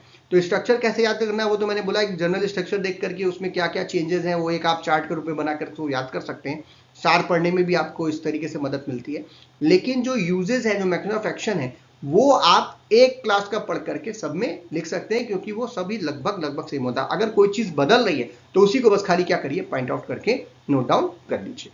Next is what is cholinesterase reactivator, right it's example and use. तो कोलिन एस्टरेज एंजाइम को रीएक्टिवेट करने वाले को ही कोलिन एस्टरेज रीएक्टिवेटर्स बोलते हैं। ये रीजनरेट करते हैं जो एंजाइम है एस्टाइल कोलिन एस्टरेज की, उसकी एक्टिविटी को, खास करके जब भी कभी कोई ऑर्गेनोफॉस्फेट कंपाउंड जैसे कि पैराक्सोडियम क्लोराइड जो है वो ड्रग के रूप में यूज कर रहे हैं, तो ऑर्गेनोफॉस्फेट कंपाउंड्स क्या कर रहे थे, एस्टाइल कोलिन एस्टरेज की एक्टिविटी को डी-रिएक्टिवेट कर रहे थे। तो उसको वापस से जो रिएक्टिवेट करने की आवश्यकता है उसके लिए जो ड्रग्स हम लोग यूज करते हैं उसे कोलिन एस्टरेज रिएक्टिवेटर बोलते हैं। एग्जांपल में आप पैराक्सोडियम क्लोराइड का एग्जांपल ले सकते हैं। ये जो वो ड्रग है वो जो कि एंटीडोट के तरीके से हम लोग यूज करते हैं ऑर्गेनोफॉस्फेट पॉइजनिंग में, और ये रिप्लेस करती है ऑर्गेनोफॉस्फेट को from the active site of the acetyl Colin esterase, जिसकी वजह से रिएक्टिवेट होता है एंजाइम और रीस्टोर होता है जो ब्रेकडाउन है एस्टाइल कोलिन का वो, और इसकी वजह से जो टॉक्सिक इफेक्ट्स हैं ऑर्गेनोफॉस्फेट को उसको रिवर्स किया जा सकता है। ये इसका यूज हो जाएगा, जैसे कि मसल पैरालिसिस कॉज करता है ऑर्गेनोफॉस्फेट, हमारा रेस्पिरेटरी डिप्रेशन या एक्सेसिव सिक्रीशंस है, इन सभी चीजों को हम लोग जनरेट कर सकते हैं, मतलब इसको रिवर्स कर सकते हैं, और ये सारी प्रॉब्लम्स जो है वो क्या हो जाती हैं, ठीक हो जाती हैं। तो कोलिन एस्टरेज रीएक्टिवेटर्स के ये सभी यूजेस होते हैं। Next question is write the synthesis of phenytoin. Phenytoin के सिंथेसिस कई बार पूछी गई है, मतलब 5 नंबर में भी पूछी जाती है, 7 नंबर में पूछी गई है, और यहाँ पे भी 2 नंबर में भी कई बार पूछी गई है। तो फिनेटोइन जो है वो हम लोगों ने इसका स्ट्रक्चर देखा था, ये हाइडेंटोइन एक ड्रग है और एंटी कन्वेंशनल तरीके से यूज करते हैं, और इसकी सिंथेसिस बड़ी सिंपल सी है। बेंजल्डिहाइड को लेना है 2 मोल, और उसमें जो है फिर थायमिन को लेना है, NaOH और इथेनॉल लेकर के रिएक्शन करानी है, जहाँ से HCl जो है वो बाहर निकलता है और ये रिंग्स आपस में क्या हो जाती हैं, जुड़ जाती हैं। इनके जुड़ने की वजह से आपको बेंजोइन जब प्राप्त होता है, और इस तरीके की रिएक्शन को हम लोग बेंजोइन कंडेंसेशन के रूप में जानते हैं, जो कि आपने ऑर्गेनिक केमिस्ट्री सेकंड सेमेस्टर में पढ़ी होगी। इसके बाद फिर नाइट्रिक एसिड के साथ इसकी रिएक्शन करते हैं, and that benzoin will converted into oxidation हो जाएगा इसका, और ये क्या कन्वर्ट हो जाएगी, बेंजिल में कन्वर्ट हो जाएगी। किताबों में ये एक सिंपल शब्दों में हम लोगों ने भी जब वीडियो बनाया था तो एक बार में बहुत पहले 4-5 साल पहले बनाया था, तो बेंजिल से सीधे आप फिनोटोइन कन्वर्ट कर सकते हैं यूरिया की प्रेजेंस में, NaOH डाल करके या इथेनॉल एज ए सॉल्वेंट लेकर के। तो ये तो यहाँ से भी आप लिख सकते हो, बट ये कहाँ से आया बेंजिल वो भी आप यहाँ पर एड ऑन कर लीजिएगा, और आपको क्या मिल जाएगी, फिनोटोइन की सिंथेसिस प्राप्त हो जाएगी। Next question is give uses of tolazoline and dicyclomine hydrochloride. ये दोनों ड्रग्स का स्ट्रक्चर हम लोगों ने थोड़ा सा पहले टोलाजोलिन वगैरह का तो हम लोगों ने सिंथेसिस देखी थी, तो वहाँ पे स्ट्रक्चर आपने देखा था। और यूजेस की अगर बात करें तो ये टोलाजोलिन जो होती है वो अल्फा एडर्जिक ब्लॉकर के तरीके से यूज करते हैं। ये एक नॉन सेलेक्टिव अल्फा 1 और अल्फा 2 एडर्जिक एंटागोनिस्ट होता है। इसका जो यूज किया जाता है वो persistent pulmonary hypertension of the newborn, इसके ट्रीटमेंट के लिए यूज करते हैं, और पल्मोनरी वेस्कुलर रेसिस्टेंस को रिड्यूस करने के लिए किया जाता है। इसके साथ ही साथ ये diagnosis and management of certain peripheral vascular diseases हैं उसमें भी इसका प्रयोग हम लोग करते हैं। जो डाइसाइक्लोमीन हाइड्रोक्लोराइड है वो एक काफ़ी अच्छी anti cholinergic anti muscarinic agent है, और इसका प्रयोग जो है IBS में हम लोग करते हैं। इरिटेबल जो बाउल सिंड्रोम है, जिसमें अगर आप कोई चीज़ खा या पी रहे हैं तो तुरंत आपको वॉमिटिंग हो जा रही है, उसको रोकने के लिए इसका प्रयोग करते हैं। एब्डोमिनल क्रैम्प्स में, उस एब्डोमिनल पेन में, या एंटी स्पाज्मोटिक जो इफेक्ट्स हैं स्मूथ मसल सेल्स में गैस्ट्रोइंटेस्टाइनल ट्रैक्ट के लिए, उसकी वजह से इसका प्रयोग हम लोग IBS में करते हैं, और ये गैस्ट्रोइंटेस्टाइनल मोटिलिटी और सिक्रीशंस को रिड्यूस करने के काम में आती है। अगला है हमारा mention the significance of ionization and solubility in relation to biological action. तो 2018 के पेपर में आपको आयनाइजेशन मिला था और 2019 के पेपर में सॉल्युबिलिटी मिला था, और दोनों का हम लोगों ने पहले डिस्कस किया है, तो ये एक रिपीटेड प्रश्न है, इसको दोबारा से एक्सप्लेन करने की जरूरत नहीं है। आगे बढ़ते हैं, अगला प्रश्न हमारा एलिमिनेट जो एडर्जिक रिसेप्टर्स हैं और उनका डिस्ट्रीब्यूशन। तो जैसे हमने कोलिनर्जिक रिसेप्टर्स देखा था, वैसे एडर्जिक रिसेप्टर्स होते हैं जो कि एफ्रिडिन, जो हमारा नॉरएफ्रिडिन जो ड्रग्स होती हैं, एडेनिलिन और नॉरएडेनिलिन जिसको आप बोल रहे हैं, उन पे जाकर के वो न्यूरोट्रांसमीटर्स बाइंड होते हैं। तो एडर्जिक रिसेप्टर्स वो रिसेप्टर्स होते हैं जिसको एडेनो रिसेप्टर्स भी बोलते हैं, और ये G प्रोटीन कपल्ड रिसेप्टर्स हैं, और ये कैटिकोलामीन्स खास करके एडेनिलिन नॉरएडेनिलिन पर बाइंड करती है। ये 2 तरीके के होते हैं। पहला है हमारा अल्फा रिसेप्टर्स जो कि अल्फा 1 और अल्फा 2 के तरीके से होता है। इसमें पहला अल्फा 1 जो है वो वेस्कुलर स्मूथ मसल्स, आई, ब्लैडर, स्पिंचर वगैरह पे हमें देखने को मिलता है। अल्फा 2 जो है वो प्री सिनेप्टिक नर्व टर्मिनल्स पे प्लेटलेट्स पे और आपके CNS वगैरह पे हमें देखने को मिलती हैं। दूसरे होते हैं बीटा रिसेप्टर्स, जो कि बीटा 1 होते हैं, वो हार्ट में, जो कि हार्ट रेट और फोर्स को बढ़ाने का काम करते हैं। किडनी में पाए जाते हैं, जो कि रेनिन का रिलीज करने के काम में आते हैं। दूसरा हमारा बीटा 2 रिसेप्टर्स, जो कि ब्रोंकियल स्मूथ मसल्स पे पाए जाते हैं, ब्रोंकोडायलेशन का काज करते हैं। यूनिटीन जो स्मूथ मसल्स हैं, स्केलेटल मसल सेल्स हैं, ब्लड वेसल्स हैं, वहां पर आपको देखने को मिलता है। बीटा टी जो 3 जो रिसेप्टर्स होते हैं, वो एडिपोज टिश्यूज लाइपोलिसिस वगैरह कॉज करते हैं और एडिपोज टिश्यूज पे पाए जाते हैं। तो ये सब इसके डिस्ट्रीब्यूशन और इनके टाइप्स आप लिख सकते हो। इंपॉर्टेंट प्रश्न है, एक ही बार पूछा गया, बट 7 नंबर में कई बार पूछा गया है और पूछा भी जाता है, तो इस बार भी पूछा जा सकता है, तो उसको जरूर देखिएगा। Next is differentiate phase 1 and phase 2 reactions. Metabolism में फेज 1 और फेज 2 रिएक्शंस आपको बताई जाती हैं, और ये दोनों जो है जनरली जो है वो लीवर में हमें देखने को मिलता है, क्योंकि मेटाबॉलिज्म का पार्ट है।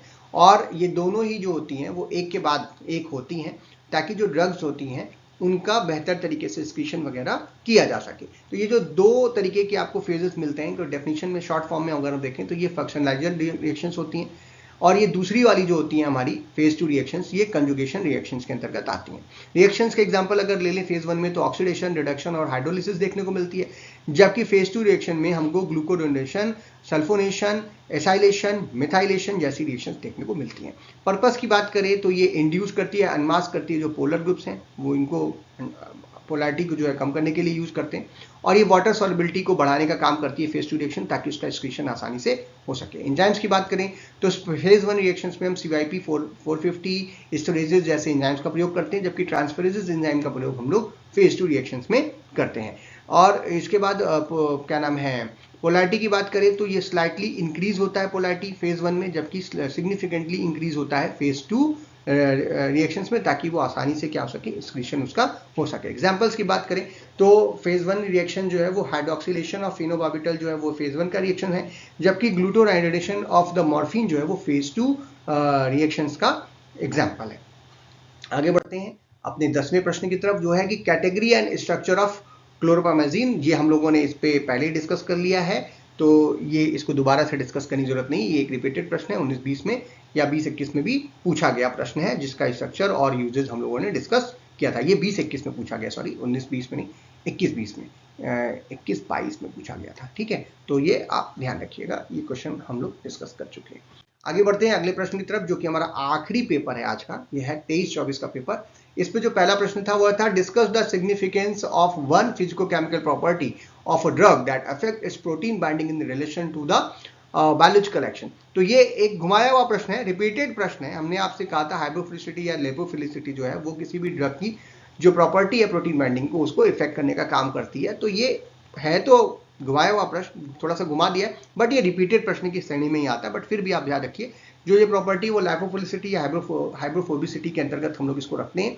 यानी कोई ड्रग जो होता है वो लाइपोफिलिक जितना ज्यादा होगा उतने आसानी से प्लाज्मा प्रोटीन के साथ बाइंड करेगा, जैसे कि एल्बुमिन वगैरह पे, और स्ट्रॉन्ग हाइड्रोफोबिक जो इंटरेक्शन जो है वो होती है यहाँ पे इसकी वजह से। सिग्निफिकेंस की बात करें तो हाई प्रोटीन बाइंडिंग रिड्यूस करती है concentration of the free unbound drug की, जिसकी वजह से वो अक्रॉस मेम्ब्रेन डिफ्यूज हो सकता है और अपने टारगेट रिसेप्टर्स पे जाकर के इंटरेक्ट करके बाइंड भी कर सकता है और अपने जो इफेक्ट्स हैं उसको दिखाता है। और इसकी वजह से जो इमीडिएट फार्माकोलॉजिकल इफेक्ट्स हैं उनको हमें देखने में थोड़ा सा डिक्रीज में देखने को मिलती है। ये प्रोलॉन्ग करते हैं जो ड्रग की हाफ लाइफ है, और उसकी जो क्या नाम है मेटाबॉलिज्म और एक्सक्रीशन की जो अवेलेबिलिटी है उसको रिड्यूस करने का काम करते हैं, ताकि एक्शन जो है वो बढ़े।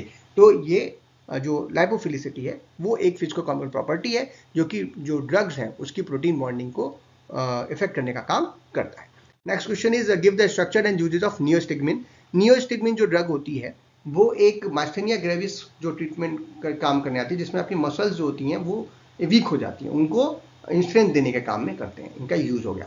ये नॉन डिपोलराइजिंग न्यूरोमस्कुलर ब्लॉकर के तरीके से यूज करता है आफ्टर द सर्जरी, और पोस्ट ऑपरेटिव यूरिनरी डिटेंशन और पैरालाइटिक इलनेस को आइलिस के ट्रीटमेंट के लिए हम लोग इस ड्रग का प्रयोग करते हैं। आईपीसी नॉमेनक्लेचर ऊपर लिख दिया है, बट अगर ध्यान से देखिएगा तो ये एक N trimethyl benzene aluminium ion के तरीके से यूज किया जाता है। तो बेंजीन के ऊपर नाइट्रोजन है और नाइट्रोजन पे 3 मिथाइल ग्रुप लगे हुए हैं, जिसकी वजह से ये अमोनियम आयन के रूप में क्या हो रहा है, कन्वर्ट हो जा रहा है। अब इसी पर एक जो है आपका कार्बोनिल ग्रुप जो है वो लगा हुआ है, और इसी के साथ ऑक्सी ग्रुप भी है और कार्बोनिल ग्रुप भी है, और इस पर एक डाई मिथाइल अमीनो ग्रुप भी लगा हुआ है। तो ये एक स्ट्रक्चर है हमारे नियोस्टेगमिन ड्रग का। Next question is give the synthesis of salbutamol. Salbutamol की जो सिंथेसिस है बड़ी सिंपल सी सिंथेसिस है, जहां पर हम 2 हाइड्रोक्सी मिथाइल फिनॉल का प्रयोग करते हैं और इसकी रिएक्शन जो है वो हम क्लोरोएसिटाइल क्लोराइड के साथ करेंगे, जैसा हम लोग एक बार और कर चुके हैं आज ही के पेपर में। अब इसमें जो है सब्स्टिट्यूशन रिएक्शन होती है, इलेक्ट्रोफिलिक सब्स्टिट्यूशन रिएक्शन होगी, यहाँ से हाइड्रोजन, यहाँ से क्लोराइड जो है वो निकलेगा, HCl जो है वो बाहर निकल जाएगा। AlCl3 के प्रेजेंस में इस रिएक्शन को हम लोग कर रहे हैं।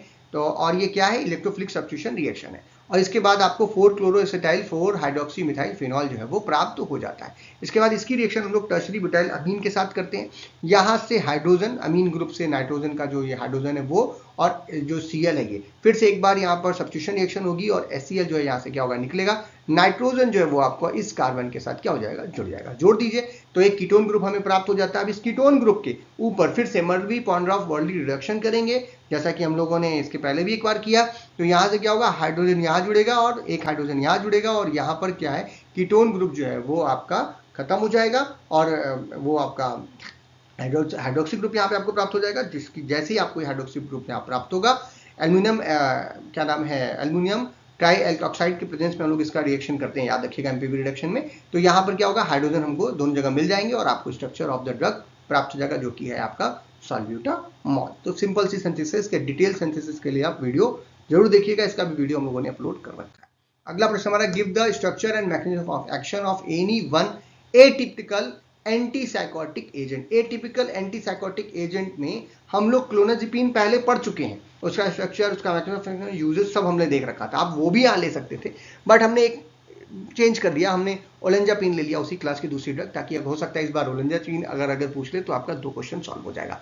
इसमें जो मैकेनिज्म है बिल्कुल वैसे ही वो ये भी काम करती है। 5-2A जो रिसेप्टर्स है सेरोटिन उनको ब्लॉक करती है, या D2 रिसेप्टर बिल्कुल क्लोनाजिपिन जैसा ही, और इसकी जो एफिनिटी है वो सेरोटिन रिसेप्टर्स के लिए ज़्यादा होती है, जैसे कि क्लोनाजिपिन की भी होती है। ये पॉजिटिव और नेगेटिव सिम्टम्स जो है साइजोफ्रेनिया के उसको रिड्यूस करने के काम में आती है, और जो साइड इफेक्ट्स हैं टिपिकल एंटीसाइकोटिक्स के उसको भी कम करने के काम में आती है। स्ट्रक्चर्स की बात करें तो बिल्कुल हमने पहले कहा ये बेंजोडाइजापीन के ही डेरिवेटिव्स हैं, तो बेंजोडाइजापीन रिंग सिस्टम फिर यहाँ पे आपको देखने को मिलेगी, और यहाँ पर भी आपको क्लोनाजिपिन जैसा ही एक पिप्राजीन रिंग सिस्टम भी यहाँ पर देखने को मिलेगा, और एक जो है थायोफीन रिंग भी यहाँ पर अटैच देखने को मिलती है। ये थोड़ा सा डिफरेंस है हमारा ओलेंजापिन और क्लोनाजिपिन में, इन दोनों का स्ट्रक्चर मिलता जुलता ही आपको देखने को मिल रहा है। Next question is enumerate energic receptors and there distribution. ये देखिए एक रिपीटेड प्रश्न हो गया, ये 2022-23 में भी आया था और इस बार भी पूछा गया है, तो दोबारा से इसको एक्सप्लेन तो नहीं करूंगा, लेकिन आप ध्यान दीजिएगा ये इंपॉर्टेंट प्रश्न है, 2 बार आ चुका है तो फिर से आ सकता है इस वर्ष। अगला प्रश्न मेरा, outline the catabolism of acetylcholine. मैंने आपसे कहा था एस्टाइलकोलिन जो है वो एस्टाइलकोलिन स्ट्रेस के प्रेजेंस में कैटाबोलाइज होती है, टूटता है वो, तो बिल्कुल वही है, फिर से पूछ लिया तो आज हम लोग अभी इसको यहाँ पे एक्सप्लेन कर लेते हैं। एस्टाइलकोलिन जो है वो रैपिडली कैटाबोलाइज होती है, ब्रेकिंग डाउन होता है उसका by the enzyme acetylcholine stress, और ये कोलिन स्ट्रेस साइनेप्स में पाया जाता है, न्यूरोमस्कुलर जंक्शंस में भी ये आपका जो एंजाइम है वो पाया जाता है। रिएक्शन की अगर बात करें तो एस्टाइलकोलिन में पानी की प्रेजेंस में एस्टाइलकोलिन स्ट्रेस जो है वो इसको ब्रेक डाउन करता है, कोलिन और एसिटिक एसिड जो है वो टूट जाता है, और ये दोनों क्या हो जाते हैं, अलग हो जाते हैं। जब बन रहा था तो इन दोनों के मिलने से बन रहा था, अब क्या हो जाएंगे, दोनों अलग हो जाएंगे। ये जो एस्टाइलकोलिन है स्ट्रेस है, ये हाइड्रोलाइज करता है एस्टाइलकोलिन को कोलिन और एसिटिक एसिड में। इस ब्रेकडाउन की वजह से जो एक्शन है एस्टाइलकोलिन का वो मतलब जितना चाहिए उतना ही होता है रिसेप्टर्स पर, उसको प्रिसाइज करने का काम करती है, और जो कोलिन होती है वो वापस से रीअपटेक हो जाती है प्री साइनेप्टिक न्यूरॉन्स में, और फिर से नया एस्टाइलकोलिन बनाने के काम में ये कोलिन जो है वो यूज्ड अप हो जाती है। ऐसा नहीं कि ये आपके फिनिश से बाहर हो जाएगी, ये दोबारा से नया एस्टाइलकोलिन का मॉलिक्यूल बनाने के काम में आ जाती है। अगला प्रश्न हमारा, define Biosys terminal and significance with the help of one example. तो ये हम लोगों ने पहले डिस्कस कर रखा है, रिपीटेड प्रश्न हो गया, 22-23 में पहला प्रश्न यही था कि, और इसके एग्जाम्पल हमने काफी सारे वहां दिए थे, तो उसमें से कोई भी एग्जाम्पल लेकर के आप इसको दोबारा से एक्सप्लेन कर सकते हैं। अगला हमारा, differentiate between anticholinergic and anticholinesterase agent. तो ये भी एक रिपीटेड प्रश्न है, 2021-22 में पूछा गया प्रश्न था, वहां हमने इसका पूरा आपको दोनों को अलग किया था, दोनों एक दूसरे के अपोजिट एक्शन शो करते हैं, और उसका पूरा एक्सप्लेनेशन एग्जाम्पल्स के साथ दिया था, तो वो यहाँ पर फिर से रिपीटेड हो जाएगा। आगे बढ़ते हैं अगले प्रश्न की तरफ, name any 2 ultra short acting barbiturates with exam uses. तो ये भी एक रिपीटेड प्रश्न ही है, बट फिर भी मैं एक बार बता देता हूँ आपको, ये हम लोगों ने ये सब पहले डिस्कस किया हुआ है। थियोपेंटल सोडियम और मिथोएक्सिडिल सोडियम, ये दोनों ही अल्ट्रा शॉर्ट एक्टिंग एक्शन है, ड्रग्स हैं, बार्बिटूरेट्स हैं, और इनका मैकेनिज्म ऑफ एक्शन क्या होगा, गाबा ए रिसेप्टर पर जाकर के ये काम करते हैं। क्लोरीन जो क्या नाम है आयंस है उनकी इंक्रीज को, उनकी जो रिलीज है उसको बढ़ाने का काम करते हैं, इस तरीके से काम करते हैं।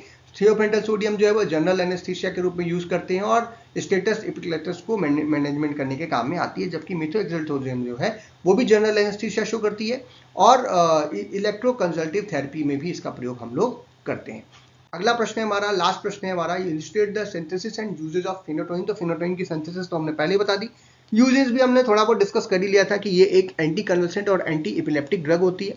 जनरली जो है वेरियस टाइप के जो सीजर्स होते हैं, जैसे कि टोनिक, क्रोनिक, कोलिन जो सीजर्स हैं, ग्रैंड माल सीजर्स जिनको बोलते हैं, पार्सल सीजर्स जो सिंपल और कॉम्प्लेक्स सीजर्स होते हैं, उन सभी जगहों पर फेनोटीन यूज की जाती है। और ये सीजर्स को प्रिवेंट करने के लिए न्यूरो सर्जरी या हेड ट्रॉमा के बाद भी यूज करते हैं। जरूरी नहीं है कि कोई जो सीजर्स का पेशेंट है उसी में हम लोग एपिलेप्सी के पेशेंट को यूज करेंगे, बट कई बार न्यूरो सर्जरी के बाद भी इसका प्रयोग हम लोग करते हैं, या किसी को न्यूरो शॉक वगैरह की कंडीशन हो तो वहां पे इसका प्रयोग किया जाता है।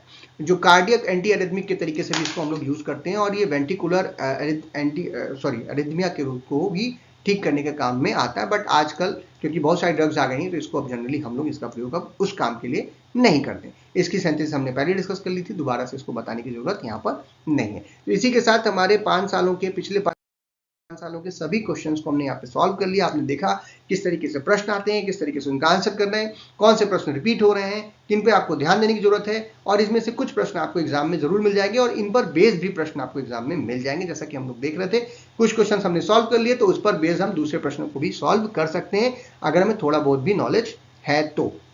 आप हमें YouTube पे देख रहे हो, मेडिसिनल केमिस्ट्री फर्स्ट का प्लेलिस्ट आपको यहाँ पर मिल जाएगा और उस पे सभी जो भी सार हैं आपके, जो क्लासिफिकेशन है ड्रग्स की, जो आपका क्या नाम है सिंथेसिस है, वो सब हम लोगों ने पहले बना रखी हैं, वो आपको यहाँ पे मिलेंगी। आप डिटेल में जरूर वहां से जाकर देखिएगा। उनके PDF नोट्स वगैरह आपको हमारे टेलीग्राम चैनल पे फ्री ऑफ कॉस्ट मिल जाते हैं। आप हमें फेसबुक पे पेज पे और फेसबुक जो हमारा ग्रुप है वहाँ पे भी आपको नोट्स और वीडियोस के लिंक्स वगैरह वहाँ मिल जाते हैं, आप वहाँ पे भी हमें फॉलो कर सकते हैं। और हमारा एक ऐप है जहाँ पर आपको कुछ सब्जेक्ट्स के नोट्स वगैरह एक साथ मिल जाते हैं, तो वो भी आप देख सकते हो। अभी हम वो डेवलपिंग फेज में हम उसके डेवलप भी कर रहे हैं, तो यहाँ पे इन सभी जगहों पे आप हमें फॉलो कर सकते हैं। अगर आपको वीडियो पसंद आया तो इसे लाइक कीजिए, अपने फ्रेंड्स में शेयर कीजिए, चैनल पर नए तो चैनल को सब्सक्राइब कीजिए। बाकी और सब्जेक्ट्स के वीडियो हम लोग इस तरीके के पहले बना चुके हैं, उनके प्लेलिस्ट में आपको मिल जाएगा, और जो सब्जेक्ट आगे आने वाले हैं उनके भी हम जल्द से ही आपको बना करके देंगे। इसीलिए हमारे साथ जरूर जुड़े रहिए। वीडियो को देखने के लिए बहुत बहुत धन्यवाद।